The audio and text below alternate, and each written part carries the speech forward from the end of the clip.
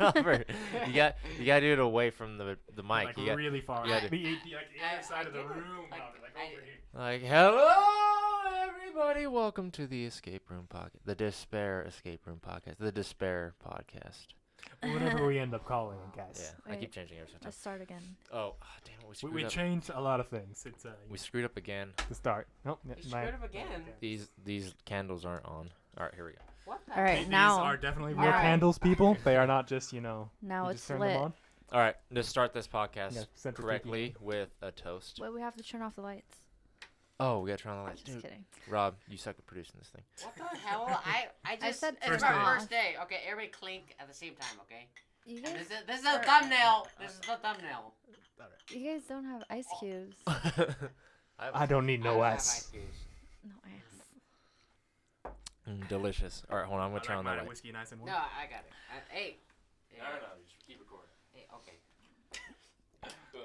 This tastes More like lights. straight Diet Coke. What? I Oh, you poured poured it I poured a yourself. lot of Captain Morgan into it. You poured it I yourself. didn't. He did. All right, Oh. boys. What No. team? What did we get done today? First, we started moving your stuff into here. So this is going to You see be a little bit of the couple of things in here. yeah. This is so. Here's your bed. No, that's the gonna be bed's up comfortable. there. That's gonna be comfortable for you laying. Yeah, I'm gonna lay feet standing right straight up. there. Little known fact, I am actually a vampire. Yeah. Well, I was The thinking your sheets feet are would on be. This the is actually gonna be a ceiling. coffin. Yeah, I thought your Wait, feet would what? be up there, and then your head would be down there. And It's also acrobatics. Yes. yes. I'm an acrobatic Hey, vampire. I kind of like getting my finger in the shot. Shit. Robbie's. I'm not anything right now. All right. Like Here, don't use that hand. Use the other hand. This hand. Yeah, just the that one hand. that's away from the camera. So you get it? I got it. Yeah.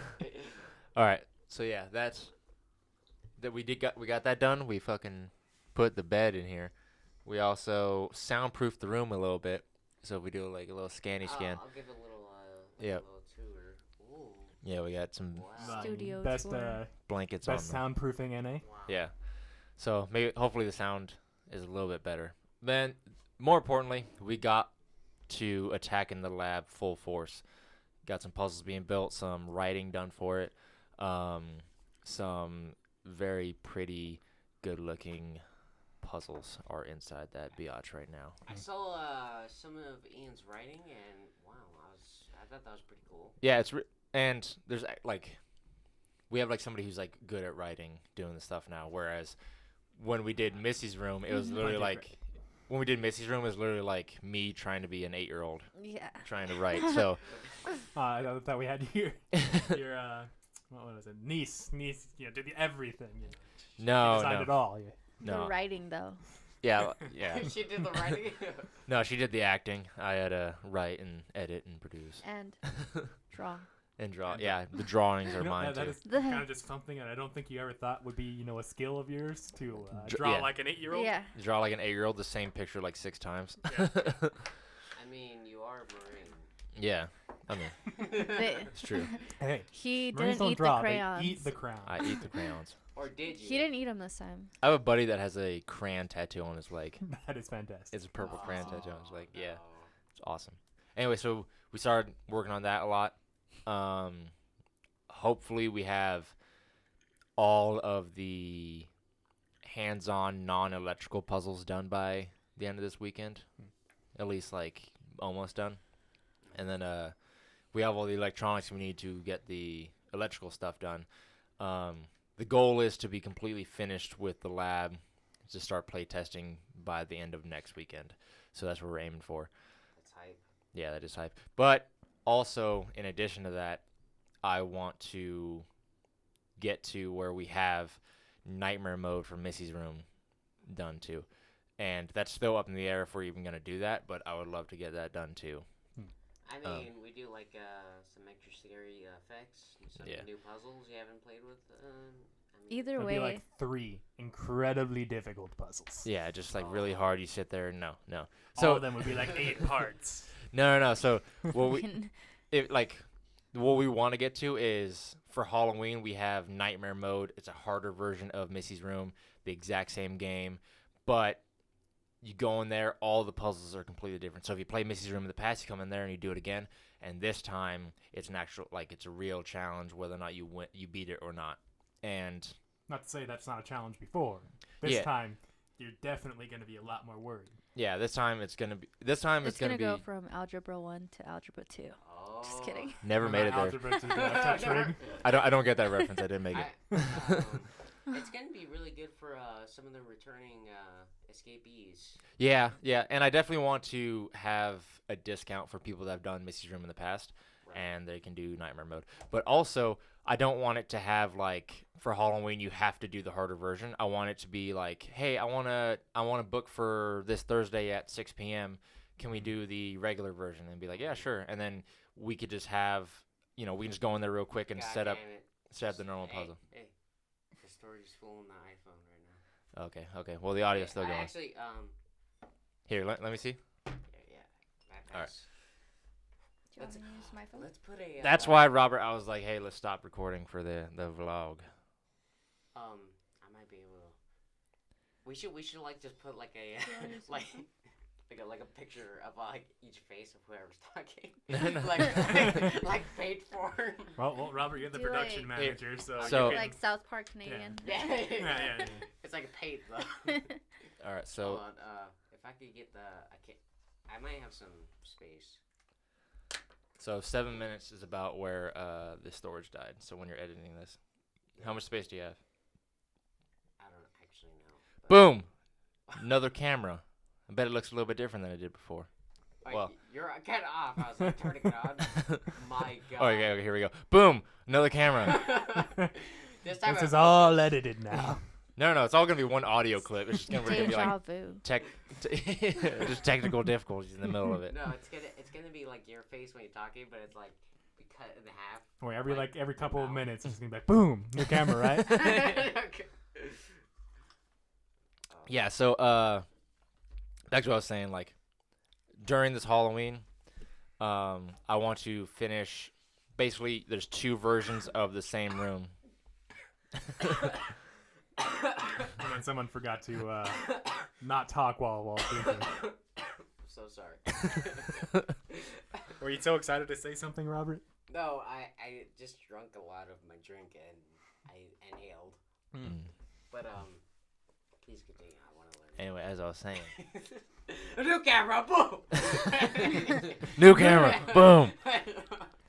What I was trying to say is, for Nightmare Mode for Halloween, I want to have basically two versions of our first room: the regular vanilla version, and then Nightmare Mode, which it's the same room, but all of the puzzles are completely different, which allows you to play the same room, same setting, same kind of story arc, but it's a completely different set of puzzles for you to do it. So if you play the vanilla version, the normal version, you can come in and do the Nightmare Mode at a discount, but it's gonna be harder. It's gonna be more of a challenge, and way more bragging rights if you actually beat it or not. I think like more intense as well. Like it's gonna be Halloween, so of course we're gonna like probably amp the suspense compared to the original room.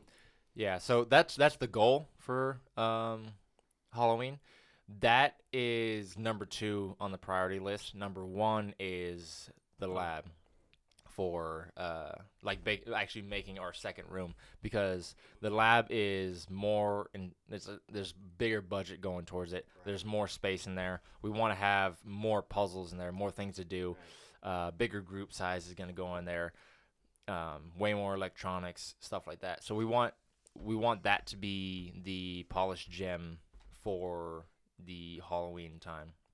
And then if we can squeeze it in, I want to get that Nightmare Mode in there too. What's really great about the Nightmare Mode, at least on the writing side, is that with the kind of not the Elaine universe, but with the extended universe, like, why Elaine is being transported and stuff, it actually works perfectly in from like several different mythology types. Go with something like Cthulhu, where it's trying to just make things harder, so you rely on the entity more. You can go with the just Halloween, so the atmosphere, the bond between worlds is thinner, so everything just gets harder.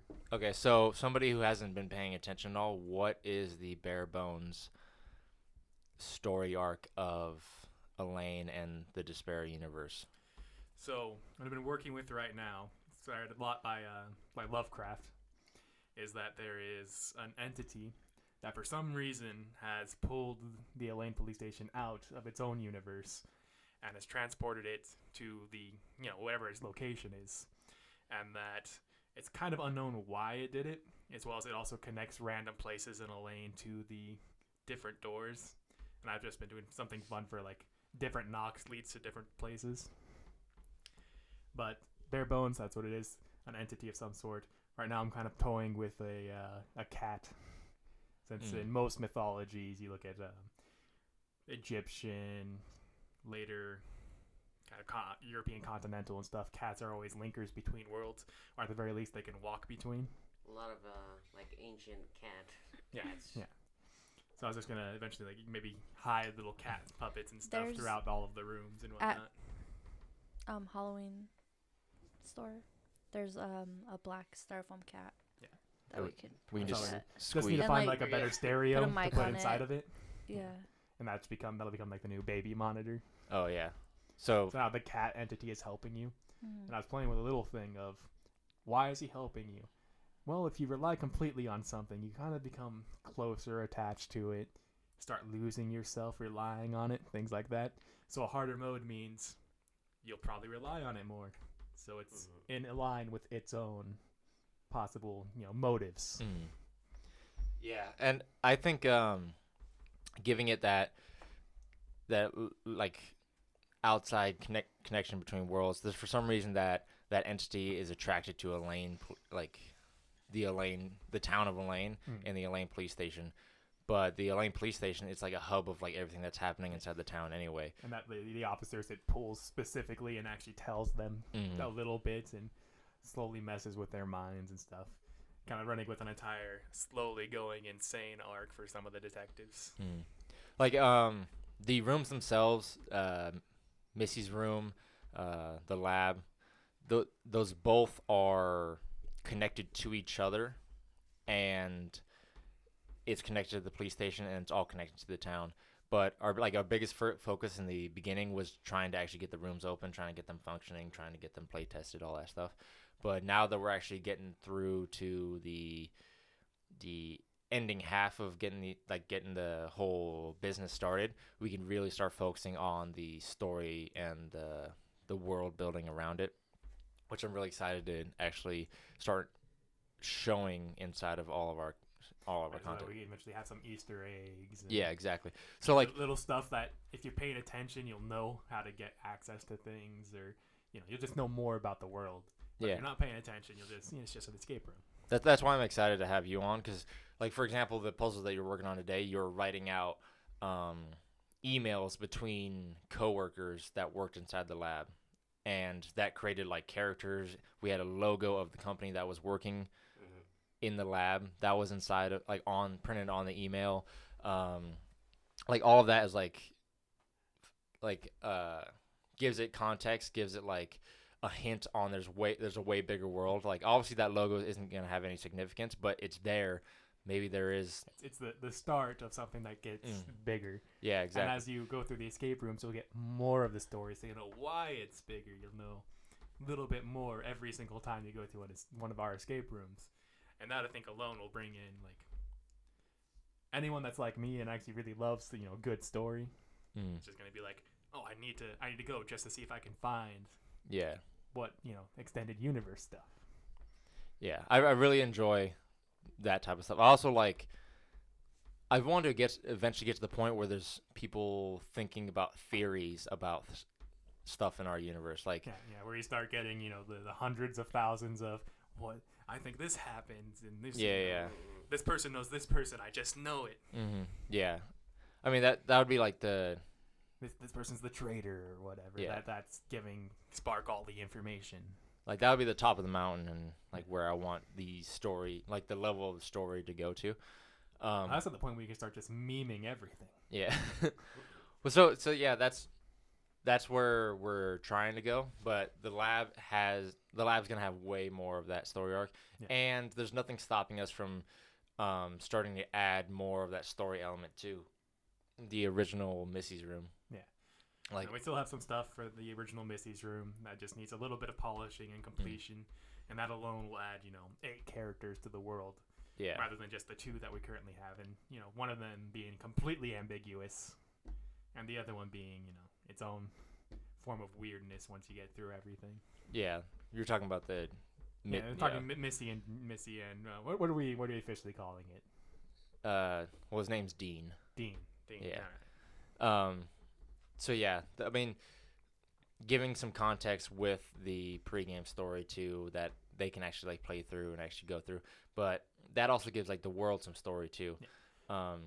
Well, what's great about starting for the kind of little bit of do your own adventure at the start. A, you get your access to different information.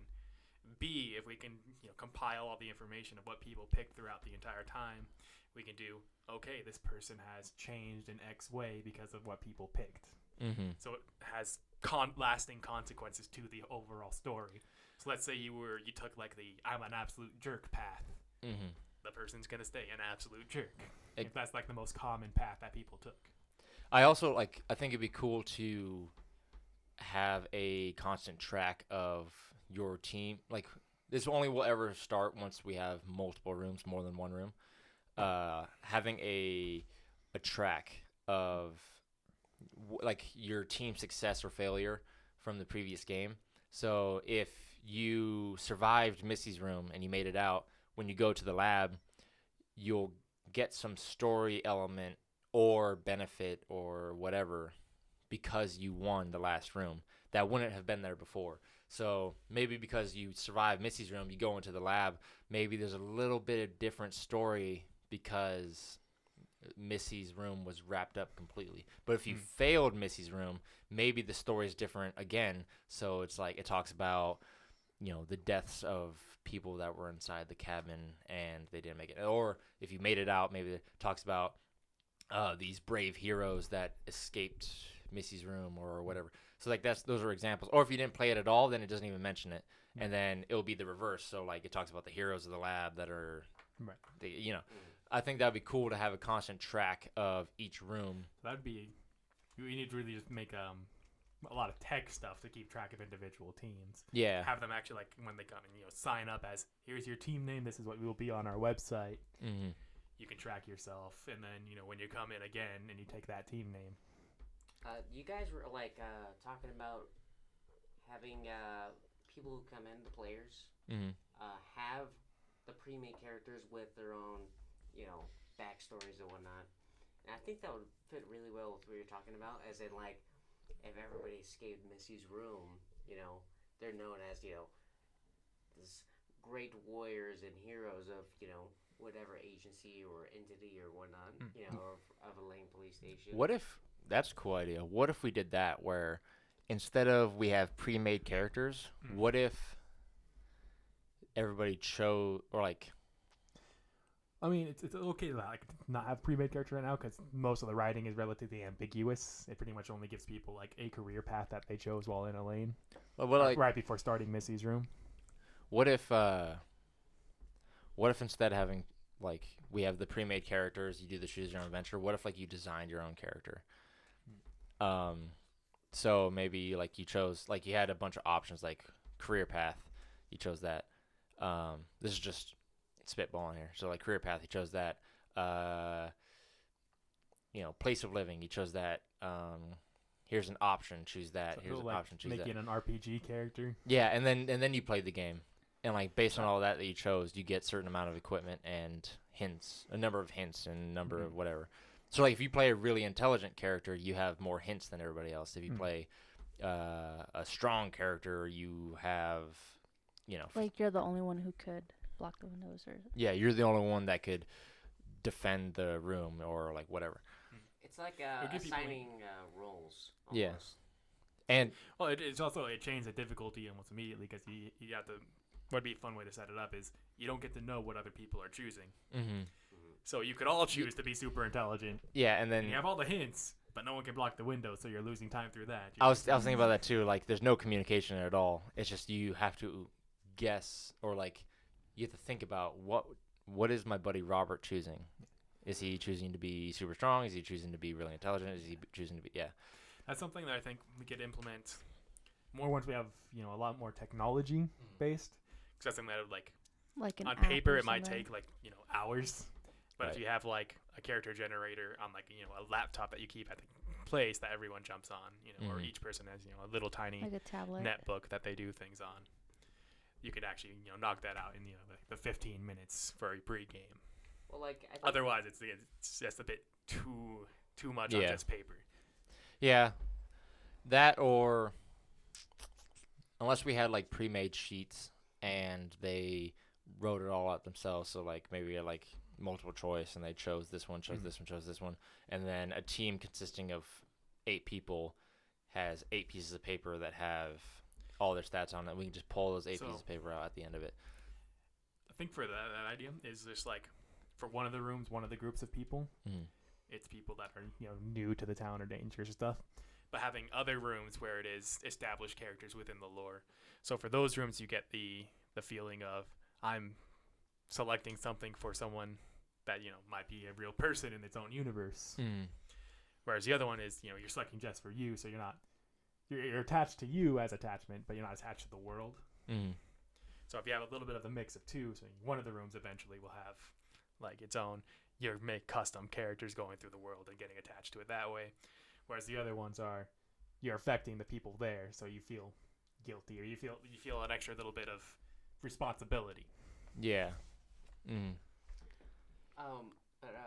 then it also just adds characters to the world. You know what I just thought about too? What if we had pre-made, printed out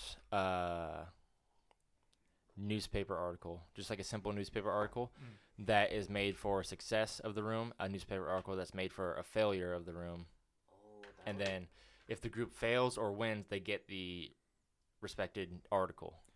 So that's like what happened to the town after. That'd be great for once we have like a full, like season of stuff, because we want to do kind of like as you go, you have like several episodes of a thing. So say there's 3 episodes of Missy's room where you're going through the cabin in various places. At the end of that, depending on your various successes or failures, then you get your full newspaper. I think, actually, I'm thinking about right now, we could do this pretty quickly, like within, like tomorrow. We could have we could make something just for right now for the first episode. But I'm saying if someone's going through an adventure, right, the news isn't going to know of the adventure until it's fully done. So if you're going to do an episodic type of thing, it's at the end of the end of the season when people fully escape or fully do whatever they need to do that the story starts to get out. You can get like some small things, small details and stuff that changes butterfly effect wise. But on the grand scale of having like everyone suddenly knows something, it'd be at the end of the adventure. Well, I think so. I really right now that I'm thinking about it, I think it'd be really cool for people to take something home with them. I think one thing that we could do for like Missy's room right now is just kind of like a supernatural thing happens at the end that someone far off in the distance sees, like pillar of light type of thing, or a fire in the distance, something like that. A strange object, or because then that gives it's still ambiguous. You don't know who's in the fire, what's going on. You just know that something weird's going on deep in the forests, or wherever this cabin is located. I was thinking like a little newspaper article saying like, the search for Missy seems to not be completely hopeless, and it goes into this like there seems to be some sighting of Missy, whatever. I think a good way, we could also kind of implement that is have like sneak a radio or something into the room where the people in the room called out, so they're looking for Missy, or they found Missy or whatever happens. So then you get your little newspaper article of just like that particular thing happening because they managed to radio it out, right at the end or something. Well, like Chris and I were talking about this like early on. We kind of forgot about it, but giving the players something that they could take home after they play the game. So if it's a failure, like they can get like death certificates with their names written on it. And now it's like, fuck, we lost. But if they succeed, having some sort of like proof that they succeeded, like what happened to the world after they did what they did. And I think we should have been doing that the whole time. And it really takes writing once and then just printing off all that stuff and then giving it to them at the end of it. It would be. Yeah, because you only really need two endings. They fail and succeed. Yeah. And that would already right there, that gives them like, it gives them like a sense of like plot and, oh shit, we had an effect on the world. And then if we keep track of if they won or they lost and their time, which you already do, you already keep good track of winning, losing, time that they succeeded, number of hints that they used, the amount of time they didn't defend the room when they should have been. Yeah. Like you keep good track of all that anyway. Or it's just keeping track of like keeping like a name for the team leader or something like that, so we can keep in. When they come in, they'll be like, "Oh, I'm team this person." We might have several team that person. Which one are you? Yeah.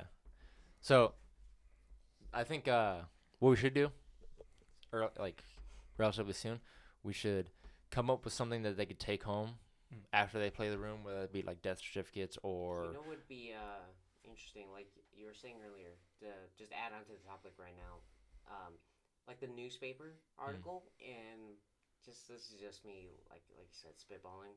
It's like, if they failed, they all die, death certificate. But if they won, it's like group of citizens of the town of Elaine have found a missing child's body, etc. Like the classic news report type deal. But it's like referring to them, and it's explaining the events that happened afterwards with like law enforcement and stuff like that. But like it's giving like little bits and pieces of what's to come and what's gonna happen type deal. Yeah, exactly. We can hint at like the future episodes, or Well, they do get out right after Missy's and stuff, and episode 2 would be Return to Missy's Room. I mean we could. I think the best thing would be like I just realized somehow right now, the people. I'm so sorry. I realized my recording just went out. Yeah, I've been recording this whole time. No, I've been recording, but I think it stopped like 2 minutes ago. All right, next phone. Next phone. Oh, here's the Boom! Whoa! At 22%, it'll probably die of batteries before running out of space. I didn't realize, because I was invested in the conversation and like just making sure I like pointed at you people.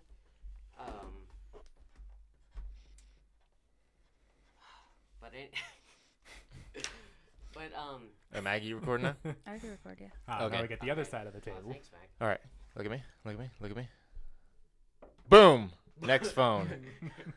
I bet you think it looks a little bit different. That's because it's the third phone in this. We need to get like an actual dedicated like video recorder. Yeah, like video camera with like 64 gigs on it, so that there's no way we're running out of video footage. Yeah. Well. Yeah. But I thought that would be really cool too. Just a small newspaper article, and it details like what happened after they left the cabin, and what happened with law enforcement getting there, and kind of explaining more details as they go along of like that possibly deranged father, and things that were just compiling while you're playing, while you went through Missy's room, I should say. I think the best way to implement that for now, if we want to keep the multiple episodes, would be like that they somehow managed to get a phone call out or something like that, reported what they saw, and then the new thing happened that keeps them there. I think an article that's not directly related to them. So like it has like some like normal news, and then a small bit of what they did. If they if the journey continues, they haven't escaped yet. Yeah. That's the success. The journey continues. They haven't escaped yet. But so it could be like campers missing. They left at this time. Whatever. In other news, search for Missy seems to not be completely without hope. And then so those two articles are really related to what just happened inside that cabin. But then if they failed, it literally is like campers found dead inside cabin. It's directly related. So those are it doesn't hint towards the end of their journey inside of that cabin. Yeah. But it keeps the story going. It gives them a sense of we influence this world completely. Yeah. And then it gives them something to take home. If we make it nice and not just a shitty piece of paper, it's actually good car stock or It's just something that if someone really wants to, they could frame it. Yeah, make it look exactly. nice. And then on the back of it, we could have like a coupon code for, or like coupon Next for room. the next room or episode 2 of it because you did this. Or we could have like a little explanation like since you played episode 1, if you play episode 2 of the Missy storyline, you now get, well, because you succeeded, when you do episode 2 of the Missy storyline, bring this with you and you'll get this item or this many extra hints or whatever. Yeah. So that would give them like a reason to keep that around, which is, cool. Well, for and it's, that. I mean, you could even just, for some people, just be like, you get bonus score, a little bit of bonus time for score. If you bring this So back, you might not, be your high scorer during the first or even the second, maybe not even in the third. Mm. But over time, just by succeeding, suddenly you're the first in the fourth room. Mm-hmm. Yeah, exactly. Because while some of those people did really good on one room, they failed another, so they didn't get the extra time. Yeah, I think that it adds like some personality to it. Adds some I don't know. I think it'd be cool to have something like that I could take home with me. Yeah, we definitely need to have something that they can take home with them more than just the experience itself. Exactly. It's like a memorabilia. I think Yeah. Is that what it's called? It's like kind of like a souvenir, but at the same time. I was thinking like Well, that's one souvenir. thing that So also- it's almost like merch, but like you just get it because you went through the room. You get this fucking cool. Well, Like, it's also it's one thing that really separates it from, like, say, the movie theater, where you get your similar amount of time for entertainment.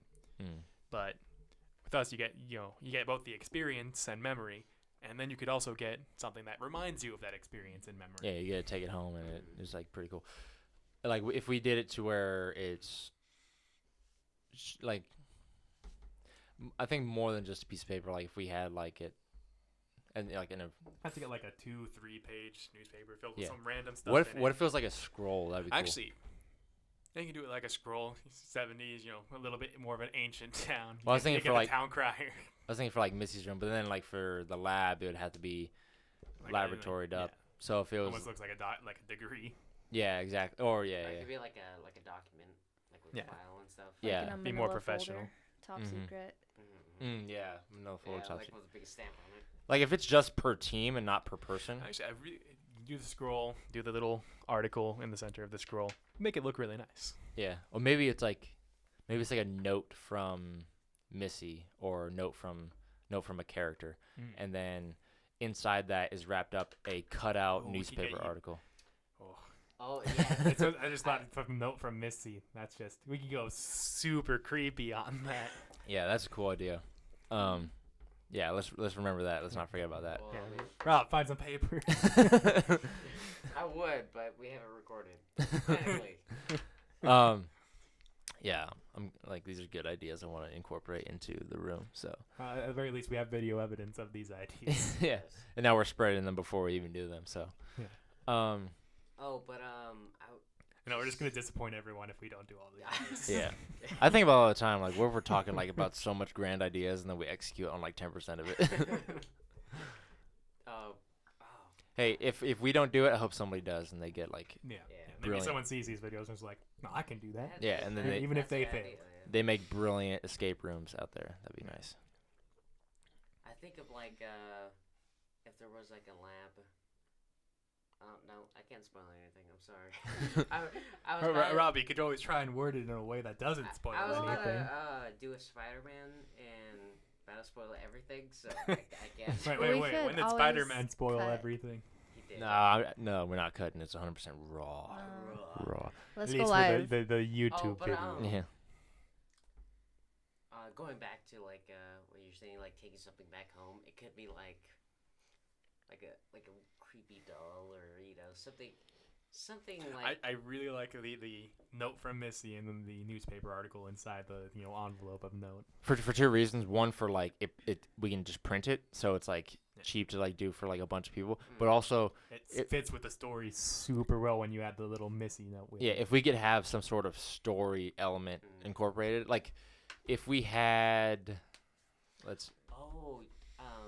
if we had the music box that we can give to everybody, like that's a piece of story element. not On like those things are like Remember we were gonna do $1 like each. the locket. We were gonna do the lockets, like we were gonna mail it to everybody like a few months afterwards. that And- would be something that they'd be like, And what be like, what to is my- this? to my Yeah. new friends.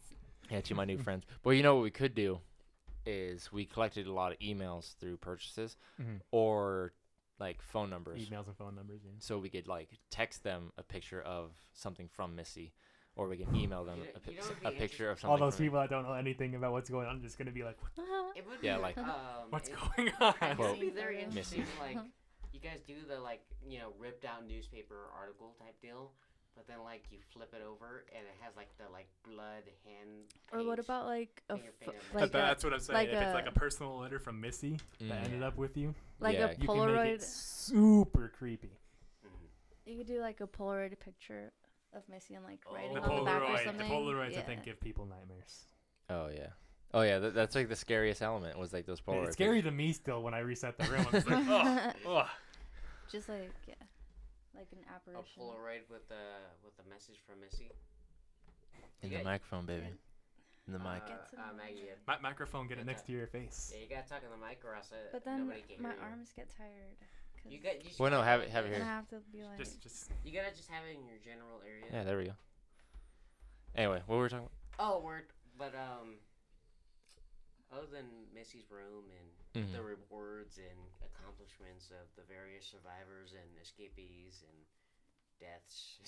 Deaths. Deaths. Boom. Boom. Today, I guess it's me jumping to a different topic. We're doing we're Legs. progressing with the lab, Mm. and we're definitely surprised of how much we got done, and we're all doing like different tasks. So I can't explain much, but it was like Jake and Maggie in a team. I was doing some production stuff. Ian was doing some writing for various characters that will be revealed later and whatnot, and their various personalities and interactions. So yeah, like what we want to be so we have a lot of electronics in there. We have a bigger budget for the lab.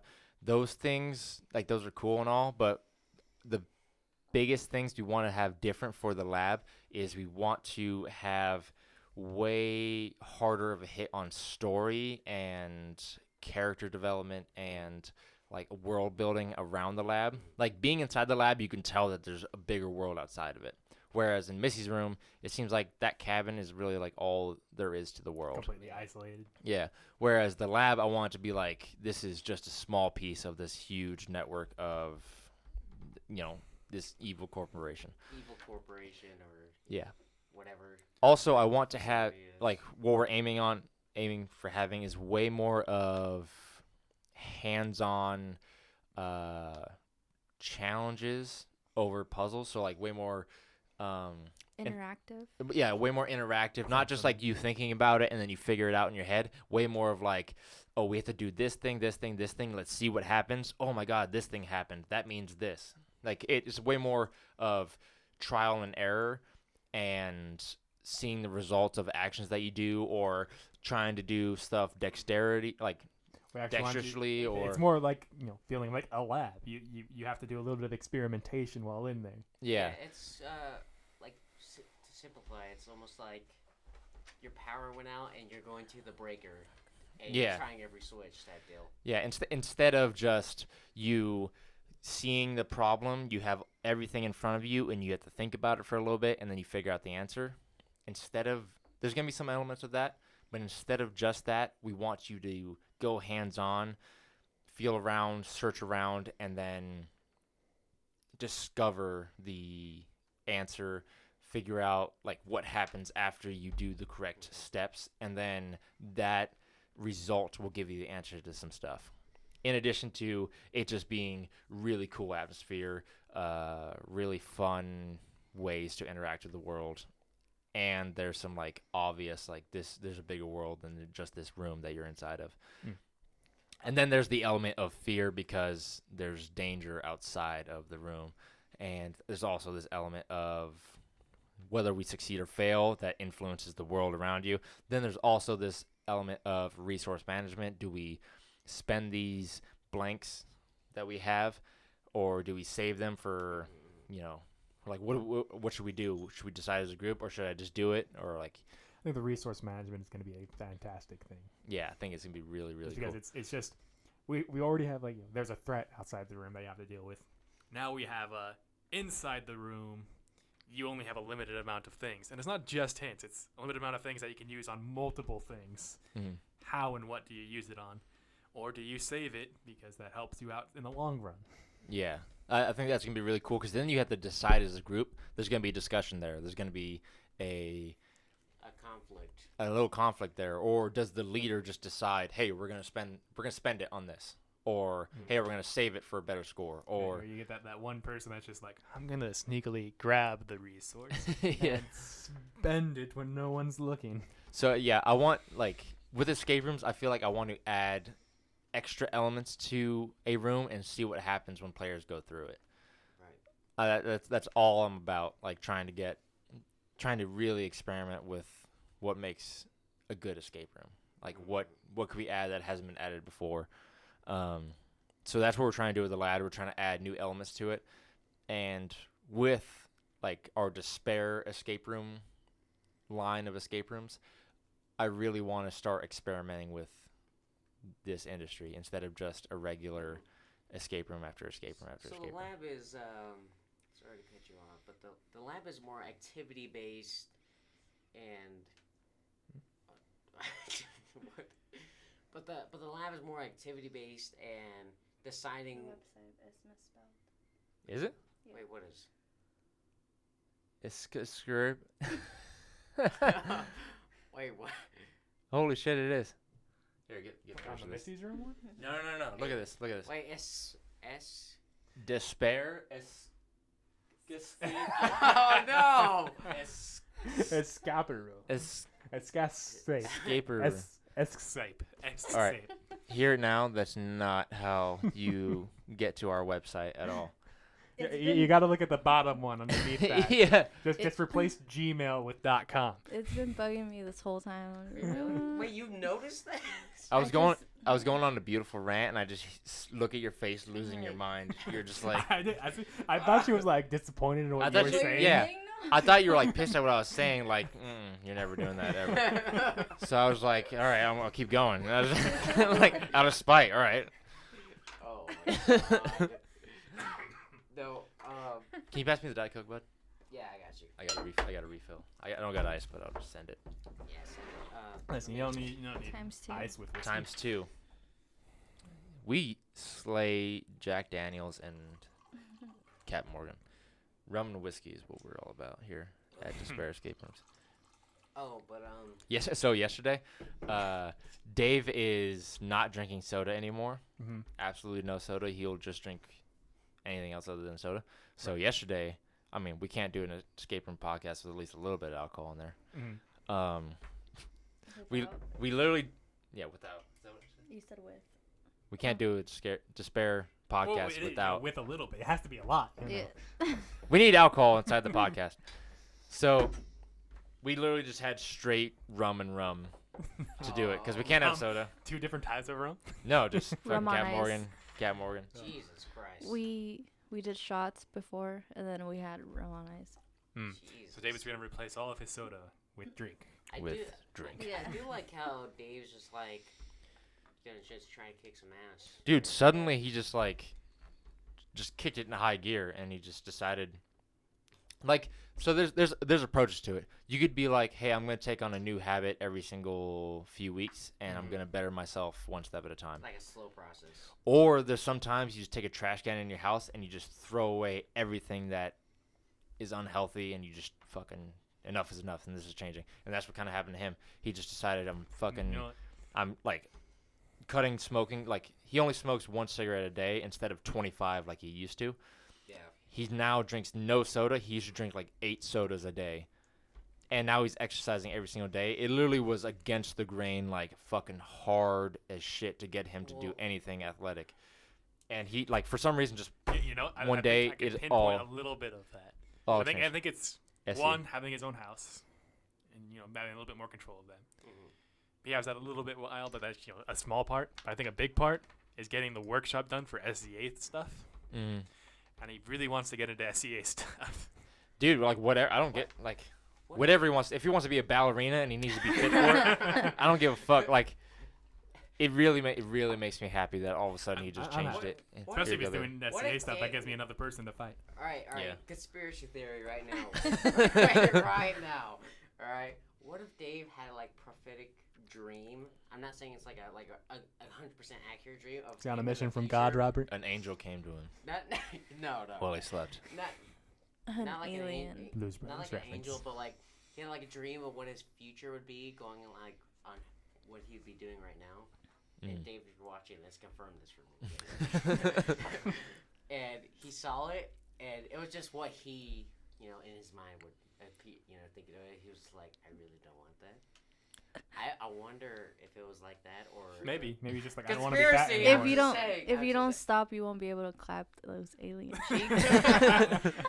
Whoa, That already happened. That was, Dude, like dude, 8 days, like 7 Yeah, days that ago. was like I a was- week I was- ago when he started. I was in the field. I was in the field when Area 51 raid happened. What happened? I wasn't there. I It continued. turned into That's like where a you really went while I- garbage like music music festival. festival Okay. Actually, with like there a is- couple of people going past the main entrance. That's exactly what I predicted in Yeah. my mind. Like You knew no one's gonna actually Okay, like wait. gather. I a thought crowd and go I thought towards it was you. gonna be like a fucking boozer, and they were just It was gonna, basically a boozer. yeah. Oh, there was one legend. Who the hell? There was a single legend. There was who one was like person who Naruto run toward he the was like, end. But I'm pretty sure they got a little bit past the main entrance, and then when no one did anything, they stopped and walked back. So like, So like the security guards literally just watched was them. Were really like, interesting. you're gonna run the entire 10 miles to the actual base that way? Yeah, there was some lady who crossed, and all like the police officers are sitting there like, Meh. whatever. She's not gonna run. She's not gonna get there in time. And that's sad. I was hoping millions of people showed up. I was at least hoping that I- one person would become like the most charismatic person at all, and gets like all the couple of thousand people that he showed just up, and it's just like, rallies we're just gonna walk to the base, guys. Let's go. Yeah, just like a march, just like walk there. Who And cares then, about now? We're just gonna walk there. all guys. those soldiers kill all those people. Doubt. they're not gonna no, kill no, 'em. they're not gonna kill them. They have so many crowd control weapons. Yeah, you know what I was thinking? I thought like worst case scenario, it would literally just be like riot gear shit. So they would have like the exploding like rubber pellets that go out and Tear shit, gas and fucking stuff. gas. Yeah, that's what it would like turn into. Worst High case. pressure hoses. Because if they just machine gun people like civilians down, like that would look bad on the government. I mean, I it mean- would look bad in any government. What the fuck is that? Hello, That Moto. is the noise that the work phone makes for anything. For really intense. It has to, it's like, hey, you're across the house. I'm making noise. Get the fuck over here. It's like boom. Another phone. My normal phone's just like, do. Wait, so you just carry 2 phones now? Yeah. Yeah. It's the price of being a fucking killer employee. I mean, my main phone does everything that the work phone does. The work phone's just like, I have an extra phone. That only works on Wi-Fi.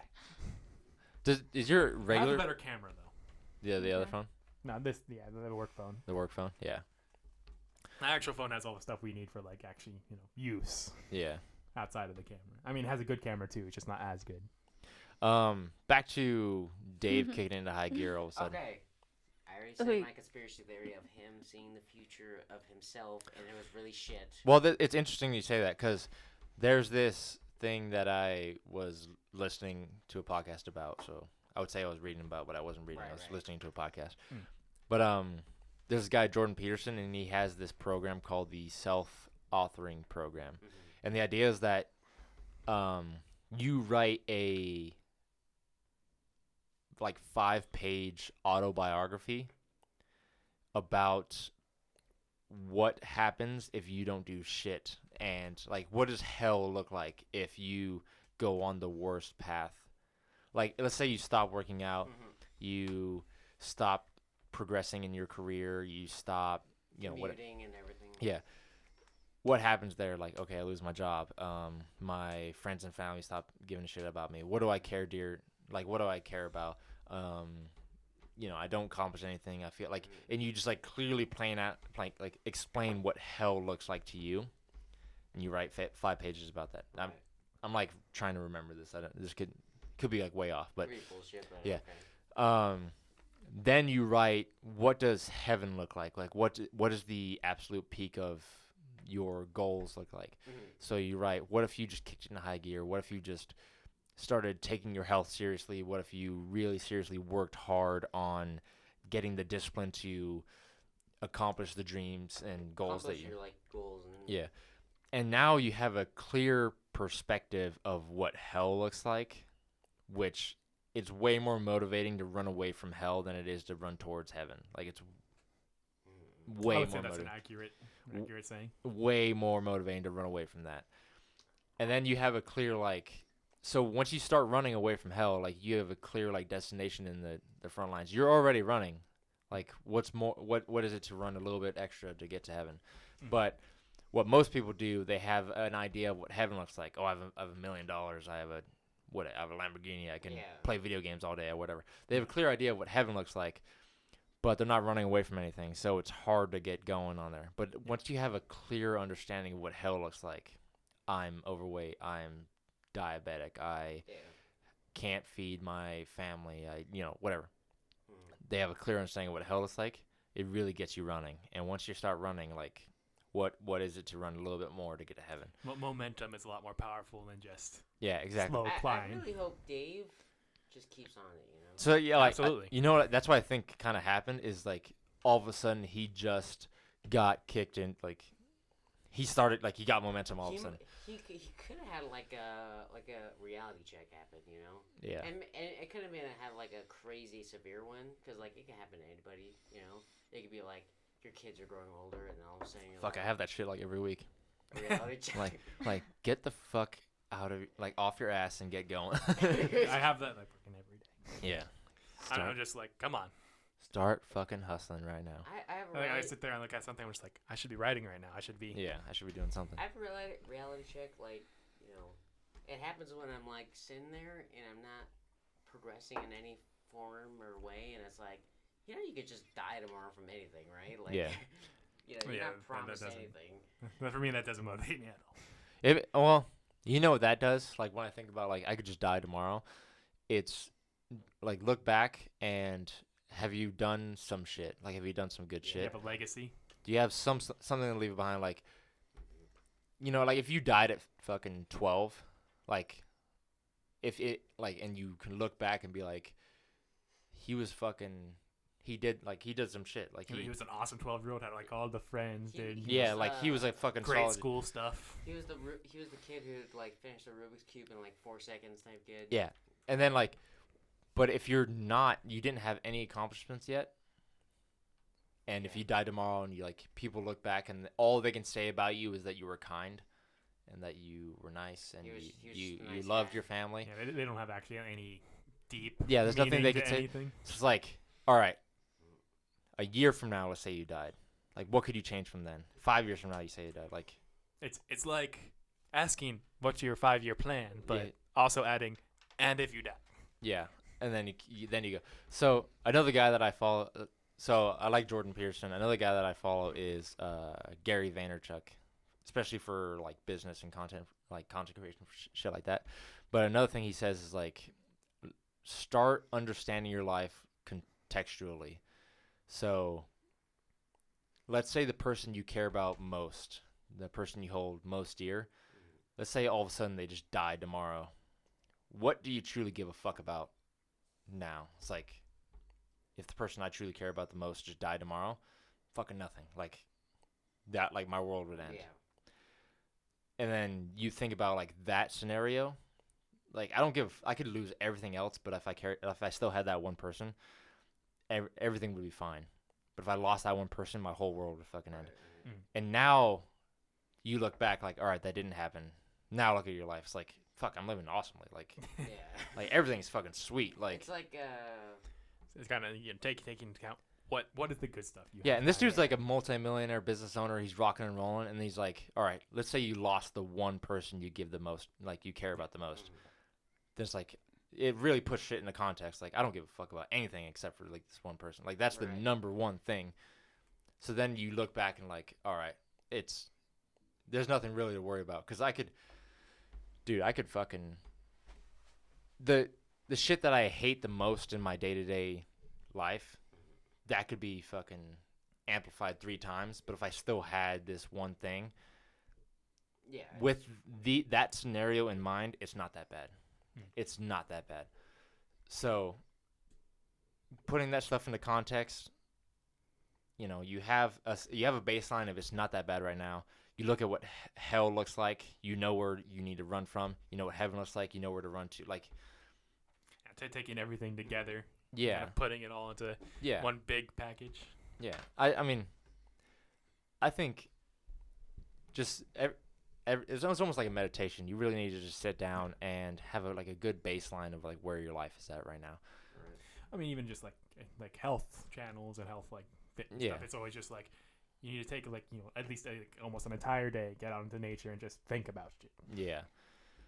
Get away from everything. Think about what's going on. Have you ever just on purpose for the sole reason of just thinking, just thought for fucking 10 minutes? No. I've actually gone up into the mountains to do this. I rarely ever do that. It's almost like really forced discipline. And when it does, my mind wanders so fucking hardcore. And the stuff that I think about, I feel is brilliant. Like, it's the most intelligent shit that I've ever thought about, or the most creative stuff I've ever thought about. And that's because I stopped getting my own way. Because usually when I'm thinking, I'm doing something else. You're thinking of how to accomplish the next task. You're finishing a task or something else. Exactly. But if I stopped, I'm like, all right, think, or just sit here for 10 minutes and do nothing, and then my mind will think automatically, and that shit is fucking gold. The only problem is it's always so hard to remember what you thought about when you're just letting your mind wander. Yeah. Well, you know what if you focus on trying to not think about anything, if I sit here for 10 minutes with my eyes closed and I'm not falling asleep, I'm literally just sitting here with my eyes closed and I'm focusing on breathing, my mind will wander so hardcore and I'll know what to do next. In that 10 minutes, I'll know what I'm supposed to do next. Whether that's hey, dickhead, you need to do the laundry. You haven't done it in a long ass time. Or it's hey, you have been focusing on this thing in the company for a long ass time, and you've been neglecting this aspect of it. And if you just did this, you would be way better off. You'll figure that out if at least me, I'm running fucking 150 miles per hour 100% of the time. Yeah, I get you. If I just let my mind wander, and then I'll just see the obvious stuff in the way. I have a huge problem with that.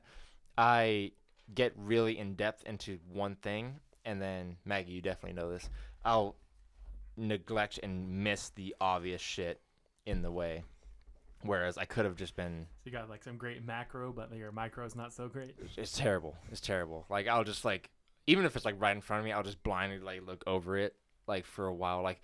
Maybe I've been cleaning the room this whole time, and then there's just a pile of shit in the center of the room. I'll just walk over it it's invisible, and then I'll clean this other thing. And that's kind of the way my life is. I get sucked into one aspect of it, tunnel vision. I'll get sucked into something and then I'll skip over it. But if I just take a minute to, it'll take it 10 minutes to just not think about anything, and then I'll start to see the obvious shit in my way.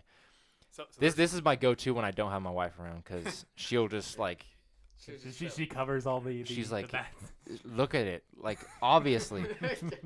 She slaps you with the jaw. Why are you focusing on trying to increase profits $10 when you could just cut this thing that costs $100? Stuff like that. Oh yeah, duh. Oh well, yeah. Oh shit.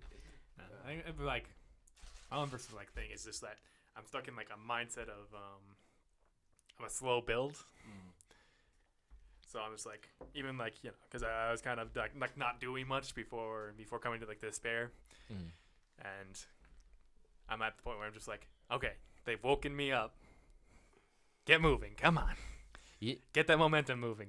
But when I shut off my mind, whereas most people they just sit there and think about things. When I shut off my mind, that's when my body just starts doing. That's when I'll come out with great writing, or I'll do all the laundry or whatever. It's when I'm just you know what, I need to take my mind off just everything, and then I just start doing work. You'll find this kind of interesting. I was talking to Maggie about it earlier on the car ride. One of the most motivating things for me is literally your sudden interest in despair. So I got you. I wanted you on the. Here's another thing I forgot to tell you. I'm sidetrack off a sidetrack. Well, it's great because we've known each other forever. So. I didn't want to hire you at first because I thought I read somewhere that hiring your friends, it leaves you vulnerable to I would have way more leniency with Yeah, you yeah. because you're my friend. Oh, you're late to work. Oh, you're my friend. It's okay. Oh, or whatever. And it goes down that rabbit hole. I was afraid of hiring you as somebody interested, but like your personality was kind of perfect for the job. You were interested in like that story element.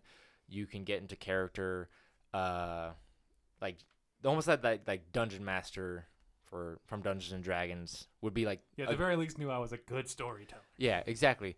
And like you'd just be interested in the world. It's The greatest thing is that, like I said, I was kind of like in just like a funk for like a couple of years where I just like I kind of lost like a lot of motivation. Like I had my goal, my long term, what I want to do, but I couldn't get myself to do the small stuff in between. When you're just like, hey, you want to come in? At first, I was kind of like, oh, okay, I'll do it. See how I feel. Yeah, just messaged you like, hey, would you be interested in working for an escape room? And then when I got in, my mind kicked into gear. And it's just like, oh, I'm awake now. Yeah. I was kind of just straight up like, I was like asleep for like 3 years. I literally didn't want to hire you. I suggested it to Chris. I messaged you, and you said, yeah, you come in for the interview.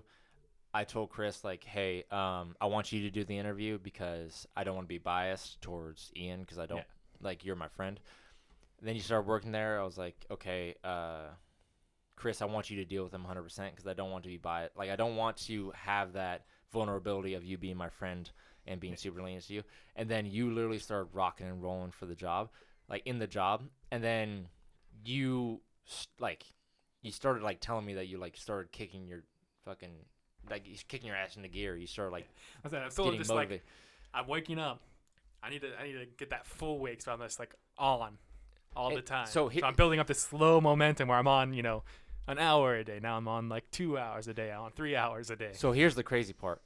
It's literally reached the point where I'm kicking my own ass into gear because it's literally like, holy shit, my employee gives more fuck about this. Well, it's the new business mindset. Yeah, like there's no way I can let this guy care about this project more than I do.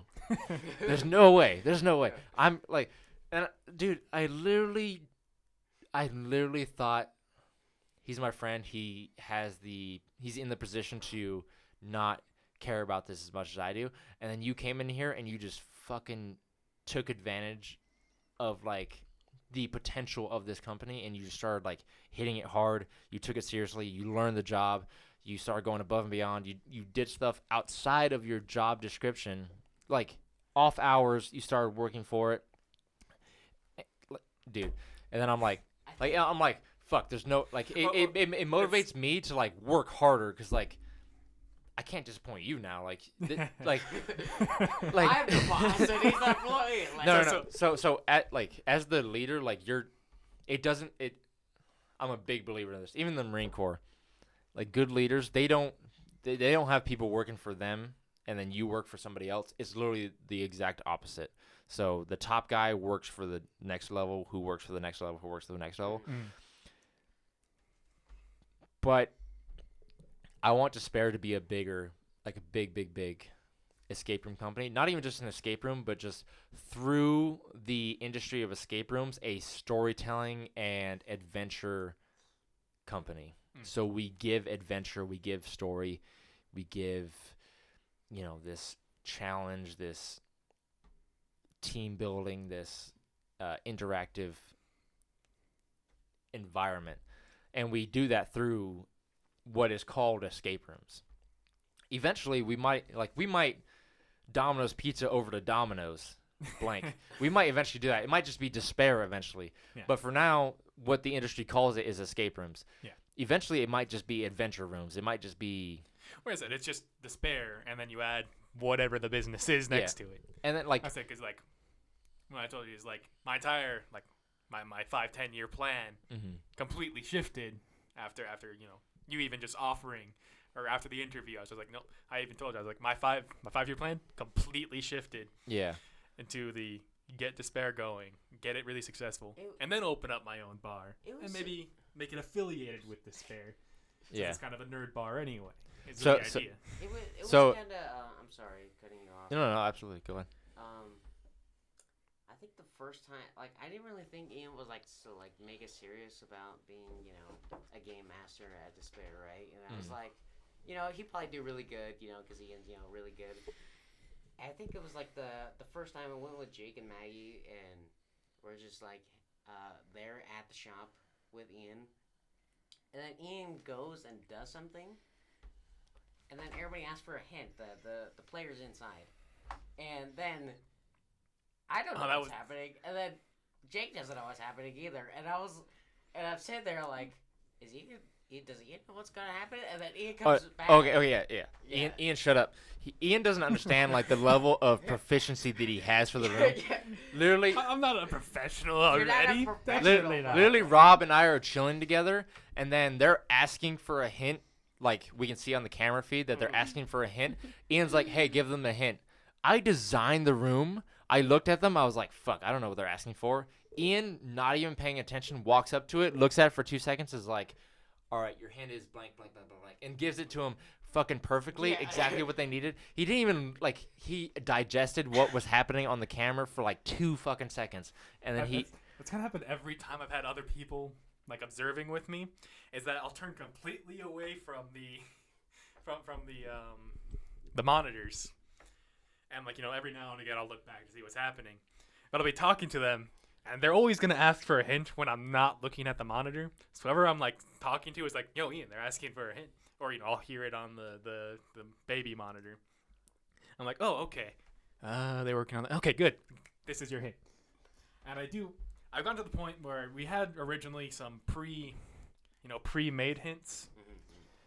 I'm at the point where I like to make up my own hints to keep it like, depending on, I kind of adjust depending on like how scared the people are or how much, fear I can put into them. I do, even from when they walk in to inside the room itself, I'm diagnosing them the entire time with how much can I push them to get them the most intense yet not overly, not spill over. Yeah, it's like not so I'm too always simple changing the or- hints to be a little bit more creepy or a little bit more on the dots, depending on the need. And I've also started this great thing where occasionally, depending on the group, the entity, which is the baby monitor that talks to them, can talk out of turn without being asked. And it may help you, it may not help you. Depends on the situation, depends on what the cat's feeling like. So it gets me a little bit of interaction with the people in the room. If we had a better stereo, it'd be way better. But it has been allowed me to kind of balance the room out to keep like a decent win rate without making anyone feel like they needed it. Yeah, Ian, you like totally underestimate your ability of like analysis. I swear to God, like I don't underestimate it. I know exactly my ability of analysis is fantastic. I just underplay it. I think it's when Right, Robert. I've been able to since a kid look at something and be like, that's exactly how it works. No, I'm retarded with that. I don't know how shit works. I You know what I'm good at? I'm good at seeing simple rules and then being able to build complexity on those simple rules. So like if you think about it like a board game, you take a board game it has simple rules that are pretty general, and being able to see the complexity that you can take on with those rules. Whereas a board game that has huge, complex layers upon layers of stuff that you can learn. So, like, let's say Risk compared to Magic the Gathering. So Magic the Gathering has all these cards that you could learn and be able to understand. I'm not really good at those games. What I am good at is shit like Risk, where it's like simple rules, but you can see the long-term complexities of it. That's also like Maggie, I got some gigs ready for this phone if you want to continue on that one. just in case when the phone goes out. Yeah. I think it was when Boom, phone forward. just like how like top tier, like how Ian is with giving out hints. It's not like I think it's when we went to what is it? The Casino Royale. I just call it Casino Royale. Is it called Casino Royale? It is not. No. It's called something else. It's called It's a casino themed escape It's room. casino You know, okay, so here's another hint or another little Easter egg. The lab isn't supposed to be called the lab. It's called Lab 19. And then we got overzealous and we just made the lab a poster. So now it's called the lab. That was a working title. Well, now it's the lab one. And now it's just the lab. But we also could have still change it. You'll find which lab it is inside the room itself. Yeah. And then Missy's murder was the working title. It's actually called Missy's room. But good thing we changed that at the last second. The lab was supposed to be called Lab 19 or Lab whatever. Something else that's rather more specific. This is so generic. Absolutely generic. I think The lab. But both of them. the genericness, I think, actually adds to yeah, it I mean, a little bit. oh my god, it's so... Because inside the room, you'll find out what lab it is and how it's, interacting with everything. I mean, the poster's already printed. It's solid. It's in already stone. there. Yeah, it's already We're not changing that. I don't want to print off another poster. I'm too late. I'd have to redo a bunch of writing anyway.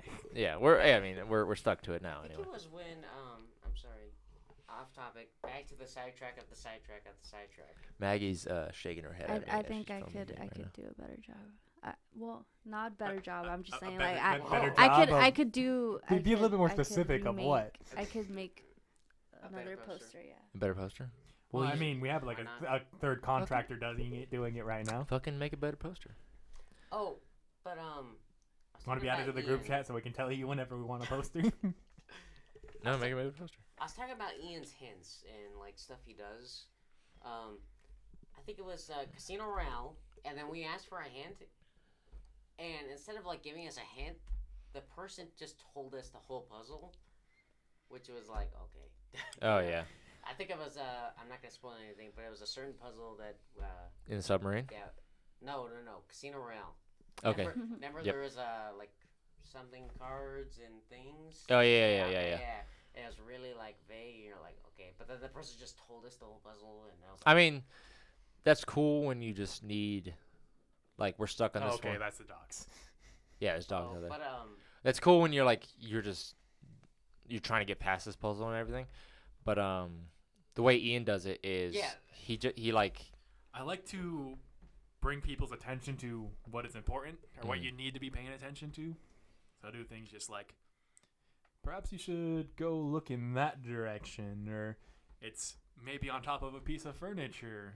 I think, Especially like some of our puzzles are multi-pieces, but once you find the first piece, you'll know exactly what the other pieces go to it. I think a good example was when me, Shrimp, and you were there recording, and Ian gave us a puzzle, or not puzzle, but a hint. I found explaining like certain things, looking certain directions, and all that.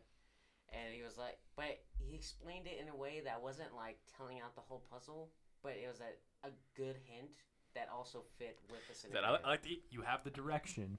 You still have to finish it. Yeah. Unless someone's being really, really dumb and they're on like their third hint for the puzzle. Then I'm like, okay, that's the answer. So maybe what we could do. Okay, so our resource management for the lab, the way we're doing it is you could spend those resources on hints to finish puzzles.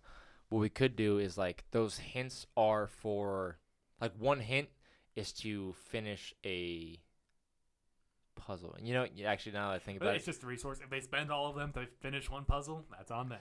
Yeah. Maybe there's like degrees of it. Like I said, usually the third or fourth hint for one puzzle that I'm just kind of like, okay. Here's how you do it. Here's the combination. But like I've seen it happen. He'll give you like the piece that you're missing for the first hint, and like if you still don't get it, he'll give you another piece that you're not getting of it. So like maybe you need X, Y, Z to be able to accomplish it, and you have no idea what you're supposed to do. He'll give you X, so maybe that'll get the ball rolling. And if you still have no idea, he'll give you Y, and if you still don't understand it, he'll give you X, Y, Z, and that's the answer to the puzzle. But it's I guess totally make me all gushing bashful. about Ian, but it's like it's like in context of what's like happening. It's not, it's not immersion breaking because you're. No, I do try and stay completely. It's been a little bit difficult because the cat, as I'm building it, is a very whimsical multi-personality thing. So that whoever is the game master, it fits with the cat anyway because it does whatever the hell it wants. Yeah. So I've been trying to keep. It's not limited. It's not limited to a voice or a physical feature. The only physical feature is that in the room or in universe, you generally see it as a cat. Voice, other stuff, it's whatever. Yeah. but it's in trying to stay in character of the cat. So being a little bit whimsical, maybe a little bit sarcastic and at certain times, but keep it with that while giving the hints. Yeah, and it flows with What's the great setting. when you guys were recording is the time when I went to go scare you guys, and you asked for a hint right when I showed up to scare you guys. Yeah. When I came back and everyone was like, "We wanted a hint," and then I gave you the hint. Yeah. That happens sometimes, but you'll get what you want. Yeah, you'll get it. But it did scare you guys to crazy. So like we have the cat as the entity that gives you the hints or whatever inside the world. So he's the reason that you're. And I want him to be actually like he's in the world of Elaine as well. He's there for a reason. So what I was like the way I kind of perceived it is like when you go so the characters in there, they actually see the cat. They actually know about the cat. Yeah. So like when you go into our despair location, like you're in Hesperia, you walk into Hesperia is the town that we live in.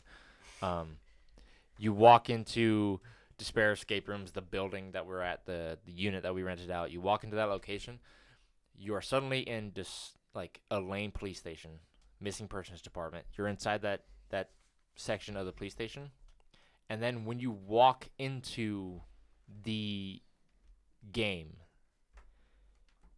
at that point you have turned into a character. Like what I've been doing kind of right now is like the cat also soul shares. So your soul is essentially inhabiting the person while you're in the room. So still you and stuff, but everything the person's doing is also you. And in their world, they're seeing themselves. So, like, you're almost possessing them in a way. That's the way I perceived it, too. So, you're you. I'm Jacob Johnson, but for some reason, I know that once I walk through this door, I'm going to possess somebody else. Billy the Kid or... And that gives them a sense of responsibility.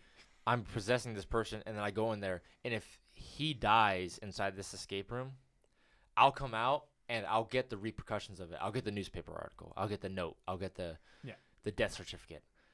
And I'll be alive normally. It's almost like you're a time traveler. You're going to these different moments in time. It's kind of how I always perceived how time travel would work. Yeah. Instead of time traveling, it's more like universe traveling. Because, just by being in a place, you're altering the timeline. Yeah. But if you go to a universe where you were in that place, like that works. It avoids the time loop paradoxes. That's the way, like, I really perceive the game. So you go into those locations, you try your hardest to get the best result. Like, you're almost going in there to save this situation. You go in there, you try to, you solve the challenge, like, you figure out the challenge, you solve the puzzles, you rescue the people you need to save. You try to make the best decision, and then you come out, what happened? Oh, you didn't do the best you could have. And then that's permanent. Yeah. For your plot, that's permanent, and you did that, and now you caused this. So it's almost like Elaine Police Station is like a portal to other worlds. Can you go into these worlds and save these people? Yeah, it's like a game that came out not too long ago, Until Dawn, or it's similar that's to a Telltale game. Similar, but if you're tired of holding that, you can matters Until Dawn. Give it back to Rob. If you're tired of holding that, you can give it back to Rob. Yeah. But choice actually matters in Until Dawn. Yeah. And you're controlling the characters, and the ultimate goal, unless you're going for getting all the achievements and stuff, is to try and get as many people out alive as possible. So you're making the choices for every character in the game, trying to get them out. But it's a similar thing, except it's more personal because you are physically there. Yeah. Right. You're experiencing. You're not controlling them by a controller. You're controlling them by you. You are the controller. Right. Yeah, it's almost like a personal experience because you're seeing their relationships with other people. As soon as we get actually like the missives out that tell you who you are and whatnot, that'll really get people like, you are this person while you're in there. Yeah. It's like you've been like they've been called to like salvage whatever the situation is, right? Yeah. Because maybe the person, maybe the people or persons trying to experience it aren't capable enough, and that's why I want to keep a track of success rate and failure rate, and have that kind of be like the canon ending, depending on how many people succeeded or failed. I was also going to do something with the amount of hints everyone used and average it out. Yeah. And see if there's a lot of hints, that changes the story somewhat, because the cat is an actual character inside Elaine as well as inside our world, and that it's inside Elaine trying to do something. And the more hints you ask, the more your character kind of starts going a little bit crazier. They start relying on the cat. Suddenly the cat becomes their god, that type of thing. And you as a human being walking into Despair Escape Room's location, like inside the building, like real life, I walk inside there. I go in there. That's canon inside the entire universe. The entire universe. Like the cat has set up the business. The cat has put everything together to get people there. Exactly. Yeah. That's perfectly. So it really exists. You walk in there, you go in there. You are literally imagine that whenever you read a book, you're part of the universe. You're part of the universe. Think never-ending story. Yeah, exactly. So you think about it, you really affect it. Imagine it when you play a video game, it really affects the game. It knows that you're playing it. It can't harm you, but you could harm what's happening in the game. That's a good way of saying it. It can't harm you, but you could harm what happens inside of it. You can harm the characters inside of it. You can harm the story. You can harm the people, or you can save the people. You can save the characters. You can save the story. Yeah, that's a really cool way of saying it. But that's like the idea behind a Despair escape room in comparison to just a regular escape room. The second you walk in, you're part of the universe. Your soul is already getting connected to shit. Yeah, and it's like as soon as you walk through the door of the business of the unit, you're inside the Lane Police Station. And as soon as you walk into the door of the room, the game, you are now directly possessing a character that's inside there. You have some memories that you experience through the Choose Your Own Adventure. You have some memories of what that character goes through, but it's mostly just your own. And you're like, you have an okay understanding of like what this character's gone through, but can you save this character? Can you save the characters that you're going to meet inside this game? Can you save the world by sacrificing your character? Can you those will be the decisions later on. Things like, do you save a survivor? Does the survivor die? Do you pull the button? Do you sacrifice yourself to to get everyone out? To change an outcome or exactly to get a better result. And none of that has anything to do with puzzle solving, which gets me really excited about this whole thing compared to just a regular escape room. It's world building. Really. That's really, I think, one of the biggest reasons why I got really into it. Yeah, is that I am building a world. I'm helping build an entire world. I'm building from the ground up, and that's something that really rings with me as a person in general. Mm-hmm. If I'm not building something actively, I feel like I'm just like, I kind of don't care about anything. But when I'm building something, I'm just like, this thing's got to be great. I need to build it from the ground up. Everything that happens here, I have direct responsibility over it. All right. Oh, I am now the cameraman. All right, I bet you hand it to me. All right, Rob, ready to be the cameraman? I pressed the button. Or is Maggie just heading out to go do something? Bye, Maggie. All right. I had to press record again. Boom! Boom! New camera. How's loud. that? Does it look different? Boom. It shouldn't, because it's the same camera as last time, though. Same camera as last time. Yeah. But, this is the first time I filmed before. Anyway, what we were saying. Oh, so I was talking about building a world is what's really motivating me, because I want to build things. Mm-hmm. I want to take something and start small, lay the foundations, and then continue to build. I want to make this gigantic Victorian mansion, but in the visual of through writing and other stuff. So like what I wanted to get at eventually was literally like I wanted to create escape room for people like that who really gave a shit about them being able to influence the world through their own actions. Or like if somebody was suggesting plot arcs or story arcs and like character development and possible stories or possible rooms, if somebody was like asking about that, I would so be happy to put that into the game. Yeah. And well, this way everyone is building the world a little bit. Exactly. It's exactly. We could take a general what happened consistently over the whole thing. The canon ending. Yeah, exactly. You still have your own personal ending if we keep track of everything that way. Like, exactly. If I was told that I would be canon in the Lord of the Rings franchise, that would be amazing. Like, if I was told I was an actual existing character in, like, Lord of the Rings or, like, another, really cool franchise that I'd want to be part of, I think that'd be cool. Like, that's kind of what, like... All right, so we need to go higher than Lord of the Rings. Higher than Lord of the Rings. Oh, I got you. Make sure you don't touch those buttons because I fucked it up. Rob, your thumb's on the button. Oh, yes. Yeah, Don't make sure you touch don't touch buttons, it. Robbie. One of the buttons just totally fucks everything up and just like goes back. But yeah, it'd be the mere fact that you are canon will ring with certain people. Yeah, I agree completely.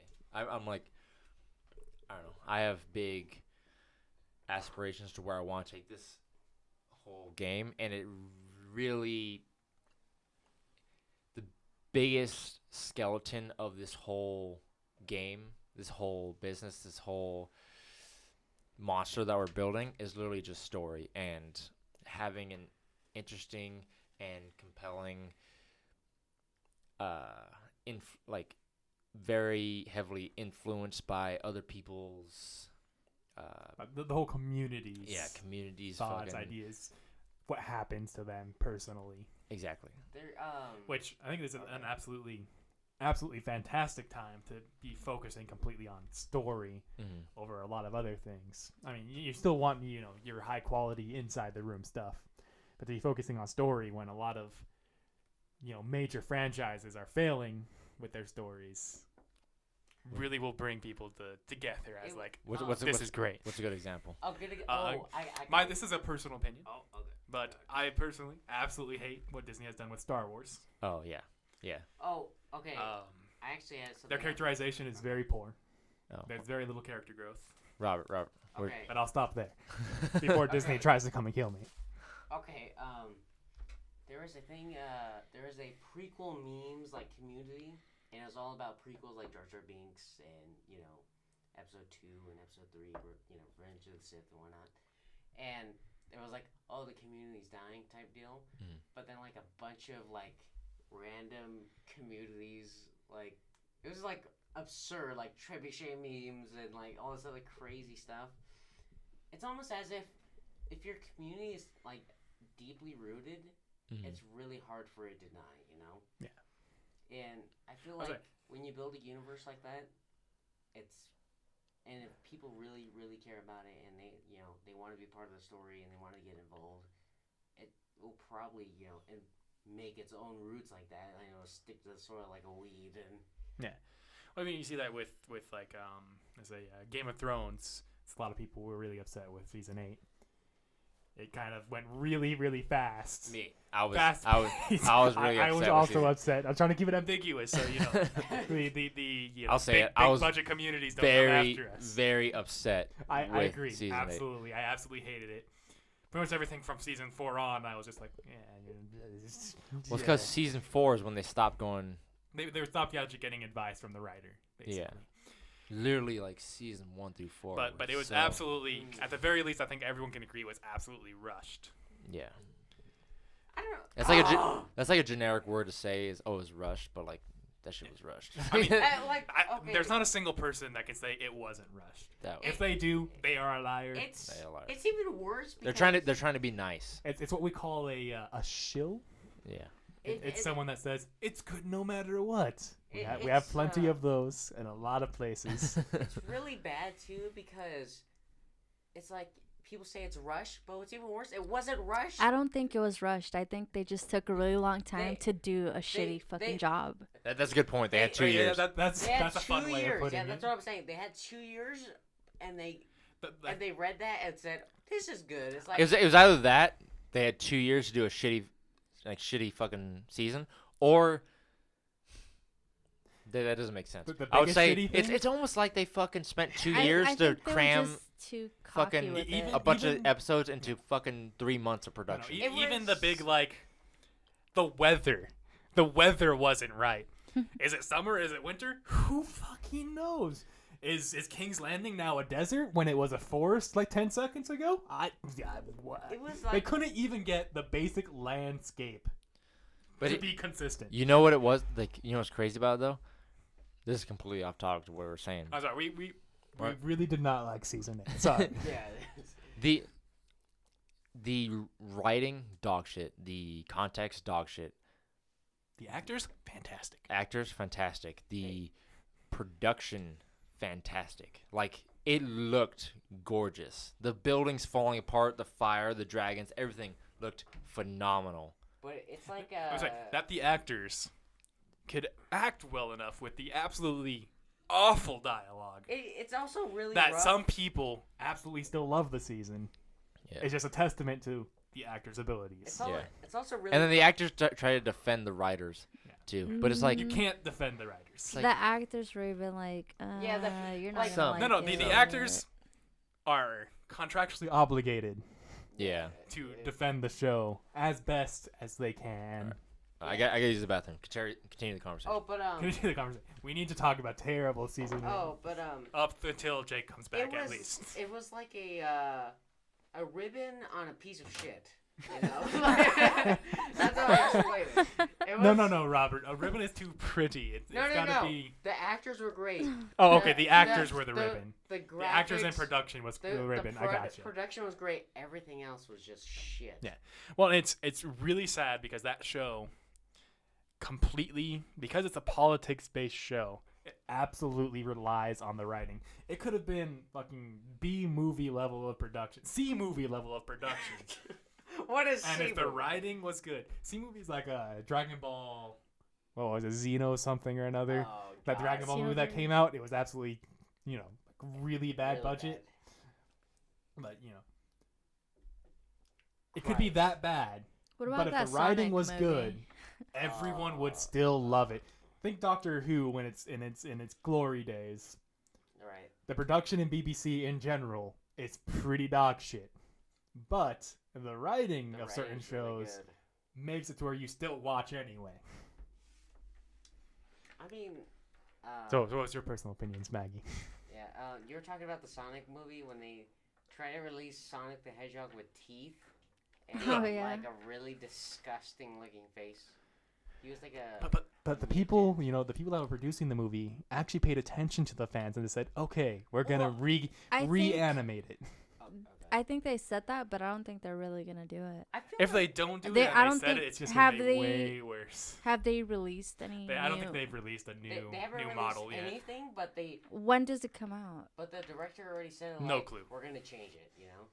I And doubt I- it. I think I they think should he's change just it. like It showing does. people, like, He's "Fuck far you too guys." human looking for Sonic the Yeah. Hedgehog. Yeah. Yeah. Especially the human teeth with Sonic the Hedgehog. Just Oh. It's just like, God. ugh. It's like when you see those like teddy bears with human teeth type deal. It's like that. yeah, does Like, does it's- not it's does not compute. uncomfortable. Does not work. My programming is getting faulty. But I'm back. I got some ice. We've now talked about Yay. Sonic. yeah, we talked about. Remember the Sonic when he had like teeth and. Yeah, and then they were actually convinced to redesign Yeah. Sonic. Yeah, and Maggie doesn't think they're gonna do it. I think that's so I think they're just gonna keep it the same and. I'm glad they actually. Maggie, If they addressed keep it the same after announcing that, that's gonna cause so much bad press. I Even think if it's they already change it ba- and it's even worse, it it's would cause bad less bad already. press than Yeah. not change it You know what's crazy though is I haven't heard anything from Sonic at all. No, not Yeah, since that neither point. have I. since that. Yeah. Oh shit. I haven't heard anything since. Very important, yes. Very I haven't heard anything from Sonic since that, like that comment saying that they were gonna change Sonic, Yeah. which means they fucking stopped promoting. They stopped everything to go back to the drawing boards and actually. Yeah, and have to actually re-edit How many everything. Re-edit. how many people signed that petition to remake I season fucking 8? signed it. I I'll let you Of know. think Game of it- I think it Thrones. got over 1 million. I think it got almost a 2. It might have gotten over 2 million. Are they but I'm not gonna? sure. Are they gonna? No. Hey, You know, H. The Okay, real if saddest they've part made a about season whole- 8, right, is that they ended it early, but HBO was willing Oh, shit, to we're back. just keep giving them money. I thought we were talking about Sonic still. We are. Maggie brought it We're back. talking about remaking once okay, something's already I done. honestly thought. That's what's crazy about Sonic is like that's I the first don't- time I've ever heard anybody like, or yeah, we'll I don't change it. know. Yeah, But it wasn't produced yet. I guess it was still like they're still making the Yeah, product. it was in I post-production honestly thought or Maggie was talking about pre-production. the petition to change Sonic's face. No. So I was No, like, she's talking about the petition to change Game of Thrones season 8. I think it got well over. I think it was like last time I looked at it, it was almost like 2.6 million or something like that. They said it's like you need like a $4 million But budget to even. The real like, saddest restart part it. about season 8 is that HBO was willing to put in the money to keep going with Game of Thrones because it was just such a More cash seasons. cow But that they could have taken their time to actually get to the same place, but do a full season instead of 6 episodes. Do a full like 12 episodes. So they could have gotten to the exact same place and made the character progression actually make sense. But the writers, The writers they Or- had a Star Wars deal, they already have a deal for a trilogy. Yeah. and of Star Wars. that gives me the most. I am so sad because What Disney hadn't touched yet was the Old Republic, which is one of my favorite time periods of Star Wars. it's really cool. And they gave it to those guys Yeah, who managed to ruin one of the best, what could have been probably the best show on television had they put in the effort. And it really showed how their writing style is they need to be copying something that's already written to make something decent. God, what's even And worse is that so far they've announced mostly that they're doing their own story with like I think the Old Republic. I'm just like, just follow the Revan story. Yeah. Just turn that into a movie. It's perfect already or, for that. you meet Carl. At the very least, I know you guys are good at copying other stuff. Yeah. Don't write your own stories. It doesn't work There's very a well. ton of dialogue in it too. Like they could flesh it out. Dude, I'm the just like, only- if they the only- ruin the Old Republic. That's the last thing. That's the last. bastion I have for Star The Wars. only thing they could do to continue to have a career is to somehow smash this Old Republic stuff. I'm absolutely hoping with all of my heart that the Old Republic stuff is amazing. Because like I said, it's my last bastion of real Star Wars lore that I'm just like, they haven't touched it yet. This was my hope. This was my good comfy place. And then they gave it to D&D, who managed to ruin Game of Thrones. And I'm just like, I hope they redeem themselves. You know what they have to do Yeah. to redeem themselves? They just have to read the script a second time. Goddamn bastards. No, that's Rian Johnson. The Last Jedi was made on the first draft. The first draft that Ryan made. With no one else talking about Was it it or a book anything. or was it a game? What, The Last Jedi? No, the Old Republic. the Old Republic Has several comics, and it has a couple of games. There's a couple of books as well. But the most people that, people mostly know about the games because Knights of the Old Republic Yeah. was a fantastic, critically acclaimed game. It was Yeah. like a, It was dope. and it is. I remember it. At least for me, it's on like Baldur's Gate level of just awesome. Yeah. I remember it. I remember my brother playing it all the time, and I'd watch him play it when I was a little kid. It was super cool. I For still first, have the, RPGs, I end up I think I had like 9 playthroughs. I still Of have the same game? Yeah. The original copy of it when it first came out for Xbox 360, and it still works for Xbox One, and I can still play it. And it's Got it on awesome. Steam recently. Yeah, it's really Went through the Going entire there. game one more time. the game. Then downloaded mods and did it is- again. It's just good, and I hope Both of them. they do a There's good actually job 2 with of the it. games. Yeah, one. The and second two one really was good. like what the Rian Johnson movie could have been. Because the second one Is a kind of deconstruction of Star Wars, right? So Johnson, in his entire thing, he wants to deconstruct it, except he missed the part of deconstruction where you construct something new. He completely just destroyed it, and then just left it destroyed. What Knights of the Old Republic 2 did was it destroyed your preconceptions of good and evil in the Star Wars universe. It was always Star Wars universe in general. For the main canon stuff, has always been a good versus evil struggle, with Yeah. the hero's Sith journey bad, being its Jedi good. main thing. What Knights of the Old Republic did was it took the hero's journey, but it made it a lot more ambiguous. Dark side, light side, they're kind of very similar. It's hard to differentiate in Knights of the Old Republic too. Like some decisions that are light side, they end up screwing people. Some decisions that are dark side, they end up helping people. So it's a lot more ambiguous. So it deconstructs Star Wars at its core, which is good and evil, and then gives us something else where maybe there's a gray side. Maybe there's some good to happen from doing something bad. Being mean to someone pushes them into gear, or being nice to someone causes them to continue to be a beggar. So it really deconstructed the hero's journey as well as good and evil through gameplay. Which is like, that's the shit that I really like. That's why I'm super excited game. that. Wait, no, never mind. Obsidian has got some weird stuff. I'm also excited, just thinking video games, that the developers of Divinity, Larian Studios, has Baldur's Gate 3. Oh, Because really? Larian Studios with Divinity has become one of my absolute favorite RPGs. Maggie and I are playing through Divinity 2 right now. Yeah, Divinity Original Sin 2. Fantastic story, Pretty absolutely fantastic character progression, like mechanics wise. You know what's funny? The way Baldur's Gate 3. the way we discovered Divinity is we were literally, I was searching for a game For, like multiplayer. Like a multiplayer RPG. a multiplayer RPG co-op like split screen. Yeah. I was thinking like Baldur's Gate Yeah. type game, and then I came across Divinity. I was like, all right, the screenshots look good. I'll buy it. And we bought it and we started playing it. We didn't really know what the game kind of was. So deep. Yeah, it's Even the character progression is like the deepest character progression in almost any game I've ever seen. it's literally like playing D&D. Like it's It's completely skill based. You have your kind of starting class, but your Mhm. starting class just gives you a couple of skills. yeah. So everything you do from the get-go is all skill-based. So it's a full RPG. It's not like you are a warrior. No, I don't know. You could be a warrior that's also a necromancer and also an illusionist Mhm. and a pyromancer. Like You could do whatever the hell you want with your what's build. interesting too is like if you came into it fresh and you just started playing it, you really don't understand what the game is until I'd say like back- at least a For the solid. first one, I think is about the midway point where you start understanding, oh, that's what's happening in the lore. I still don't really understand like what Divinity is so Mm. far. We're starting to really start to get like, oh, it's not just combat. You're not just running around fighting people. You can't just rob people. You can't just do anything. And It's you can, but We've been doing that. Yeah. We've been You doing that, can't but- just kill every Accidentally, single NPC but- in the game if you really want to. no. What happens is we try to fucking rob somebody, and then we get into combat, and then we lose, and then we have to reload it. We and then we have- accidentally, it's like, we There are accidentally consequences, steal, yes. Yeah. And then we gotta kill him.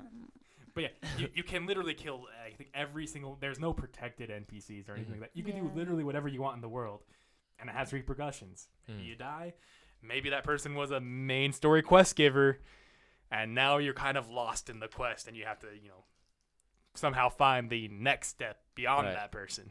mhm. so it's an RPG that fully lets you What explore. are Oh. you doing? Is that... Is that a pastry? I thought we were eating healthy after exercising. We're working right now. Whoa. No, it's fine. Let me get a piece of that. As long as you don't What? mash into Let me the get a mic, piece you of you that. should be Whoa. good. Hey, it's cheat day. All right, let me get a piece of that. It's cheat day whenever we need it to be. The thing is, the only time I ever see you guys is on cheat day. All right.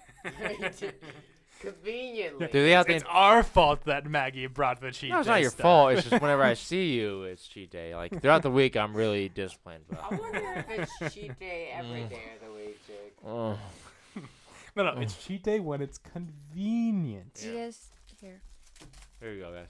Oh, hell. Wait, you have more pastries? We'll pay you for your silence. I've been healthy all day, Maggie, and you're gonna ruin it. Here you go. Oh, but,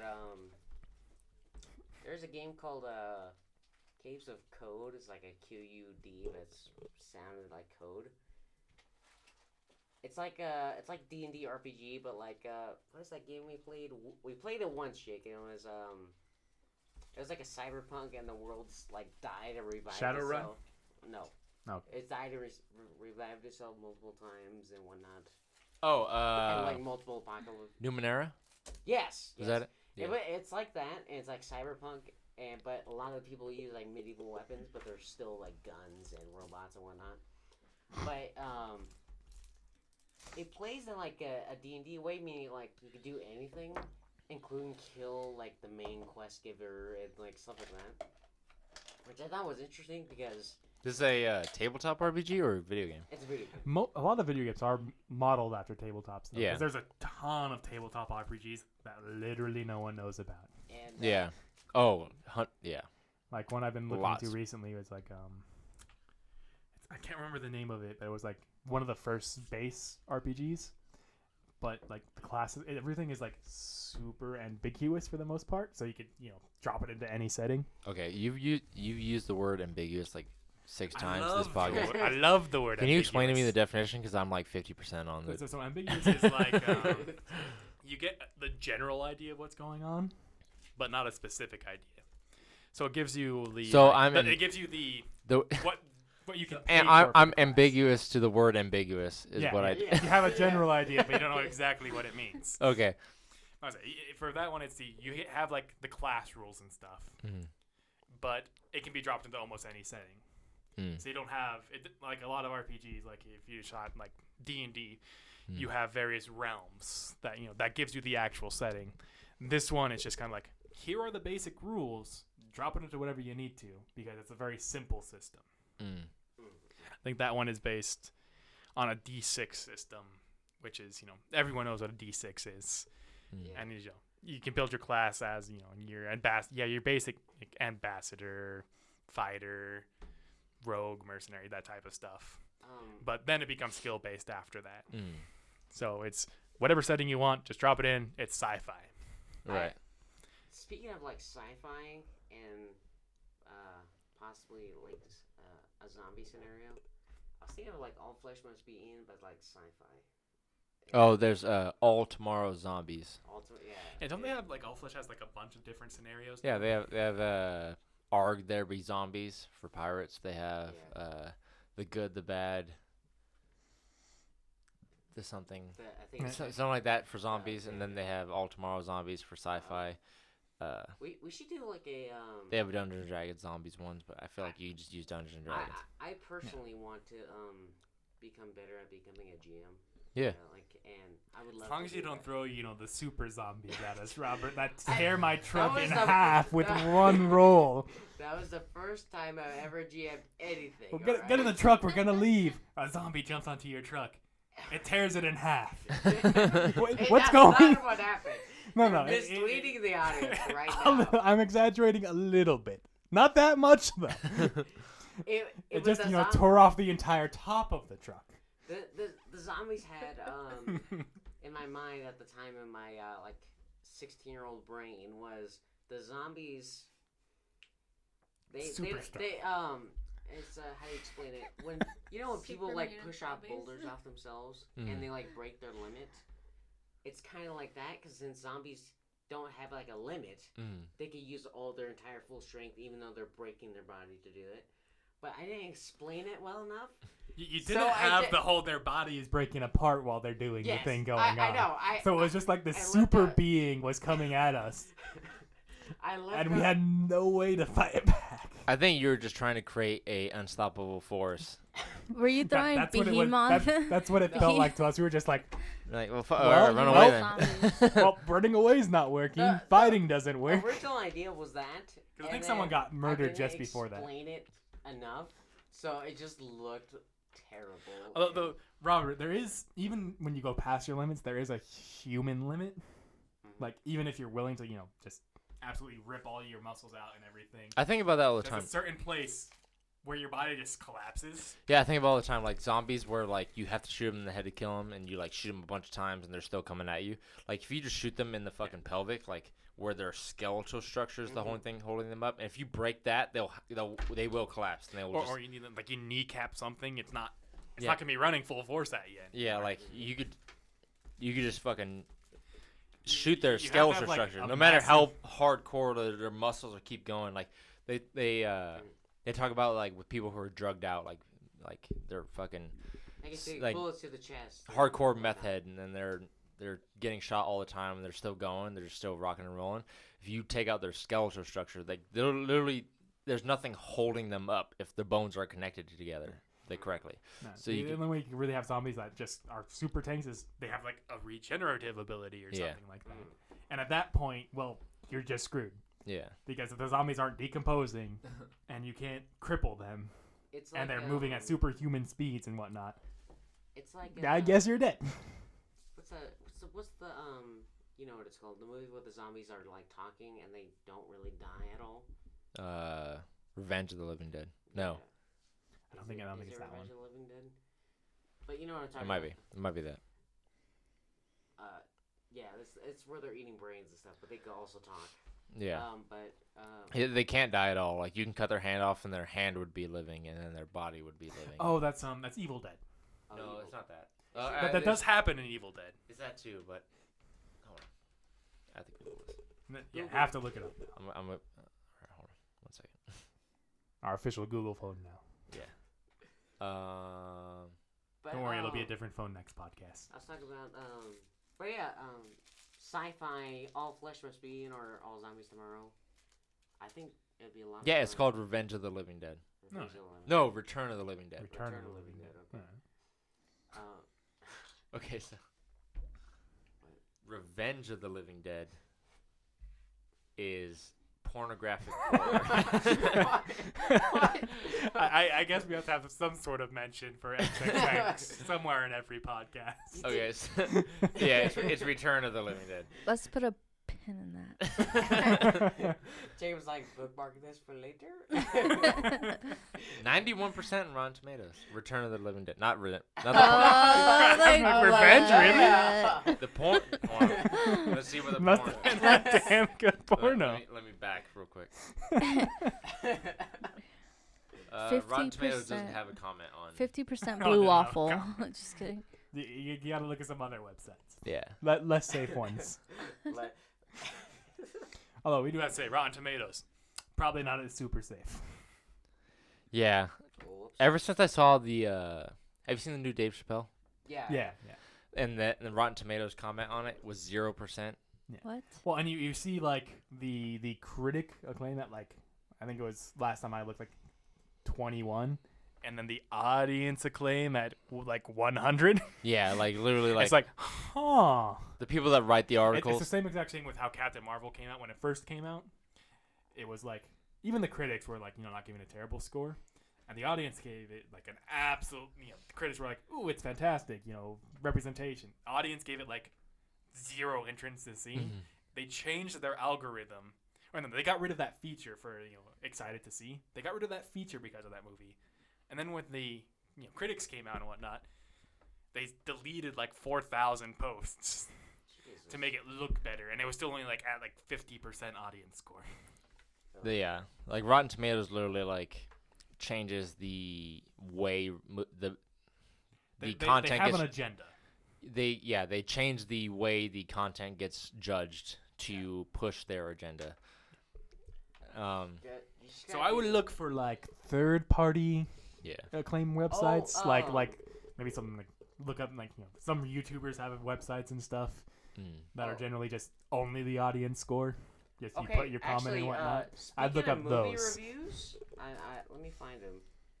There's this old, he's like 83 years old, and he reviews movies, and it's like the most I shouldn't say unbiased because he probably has his own personal bias, but his name's Jackie Cooper, and he gives like a full movie review, doesn't spoil anything, and it's like, well, if you if you're into a drama or an action, and he watches all the movies, and he's extremely thorough, go watch him. He's amazing. He's 83-year-old man, but he's not extremely biased, left or right or whatever, politically. Yeah. And it's pretty fun to watch. Just an old man explain to you if a movie's good or not. And it's pretty cool. It is really a thing that in general, if you want a more fair view of things, you have to go to less known YouTubers or Twitch streamers or something. You have to go to a source outside of the mainstream media because the mainstream media has an agenda to push. I'm not gonna lie. I judge the movies that I'm gonna watch based on Rotten Tomatoes percentages, or just when you go on Google and you Google the movie, it has 3 different. Has the Google rating, the Rotten Tomatoes, and something else. And there's a couple of websites that are mainstream that are still all right. Yeah. Speaking of which, Maggie and I tomorrow are gonna see what's the new Brad Pitt astronaut movie? What's it called? There's another Brad Pitt astronaut movie. Yeah. It's the Ad Astra one. Yeah, we're gonna see that. We're gonna see that tomorrow. There's Guns in Space. What is? Oh yeah, but Jackie Cooper, old man.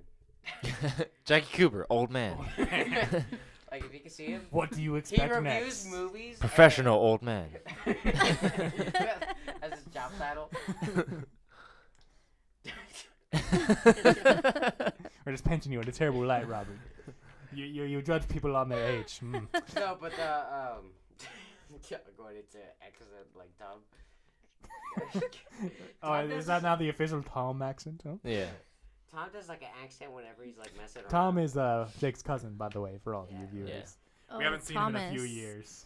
Yes, your brother-in-law.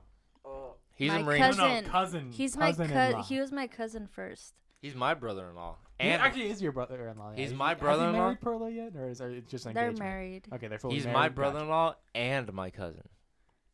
Let me Great stuff. let me He explain. was my cousin. Then he married my sister. Yeah. So Wait, so he was your actual cousin? No, So- Wait a minute. cousin-in-law. I Oh, married. okay. I Married my married. sister. Gotcha. I married a Gotcha. gal. My cousin married my wife's sister. So all of a sudden, my cousin is also now my brother-in-law. So You guys are really The family tree is gonna be kind of hilarious. yeah. Oh yeah, it's awesome. I like It's gonna saying be- my cousin married my sister. It'd be really you funny know, if, it's just one, only in the high desert. Yeah. it'd be really funny if Tom was like, "Man, I really hate my in-laws." Jake's like, "What?" Fuck motherfucker. Anyways, old man Jackie Cooper, he's good movie review. Professional old man. Professional old man. Yeah. He's very cool. Anyway, Very cool. so we are We're probably quite a bit in. about at the 2 hour. We're at hour 56 minutes. 2 hours. That's good enough. It is currently 1:30 in the morning. I think we got a good recording session in.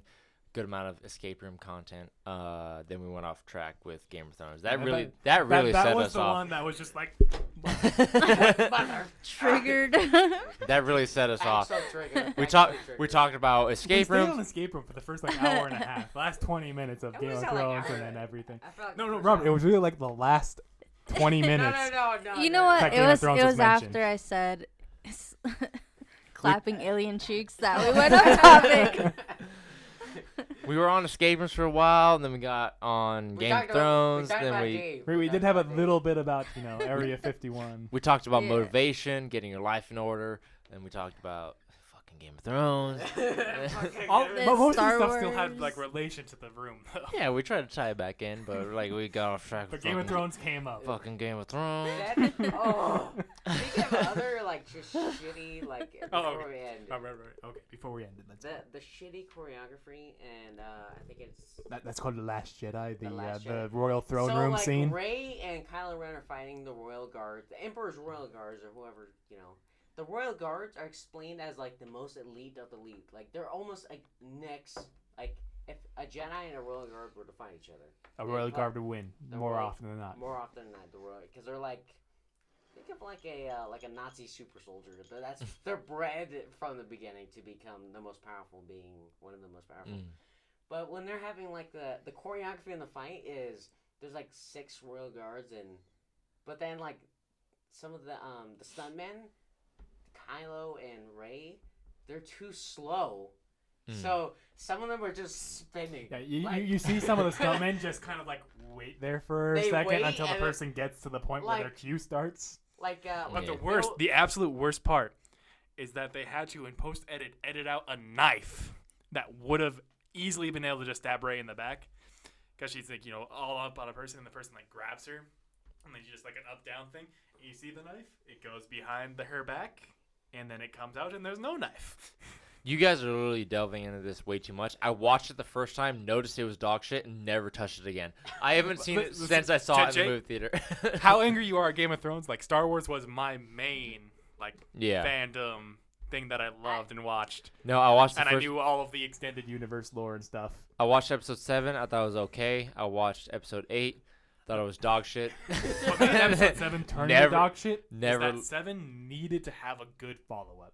It had decent, it was mostly almost exactly like episode 4, but it had enough, slight little things that it's like, okay, you could follow into different plot lines. Mhm. Yeah. So it needed a good episode 8 to make it, relevant. Like, Right. But episode 8 was dog shit, which turns Episode 7 into super dog shit. Super dog They, shit. they totally hinted at like Finn being a like force sensitive, because Robert, what's- we're in 2019. Okay. You can't have a male be your Jedi Okay, lead. conspiracy theory. Stupid fuck. Conspiracy theory of what. Even if he's originally- black, he's still a male.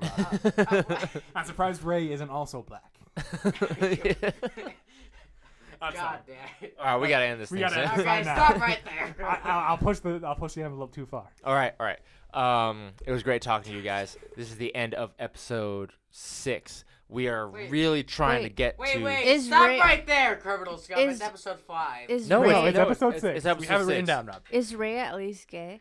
No, Just well, kidding. Well, it hasn't Well, been you know- decided yet. Yeah. Yeah, there's a couple of female characters. Kylo Ren's gonna be revealed as a They haven't All right, they haven't killed she's Leia a off tranny. Yeah. Just kidding. Whoa. I mean, she's experimenting. She's young.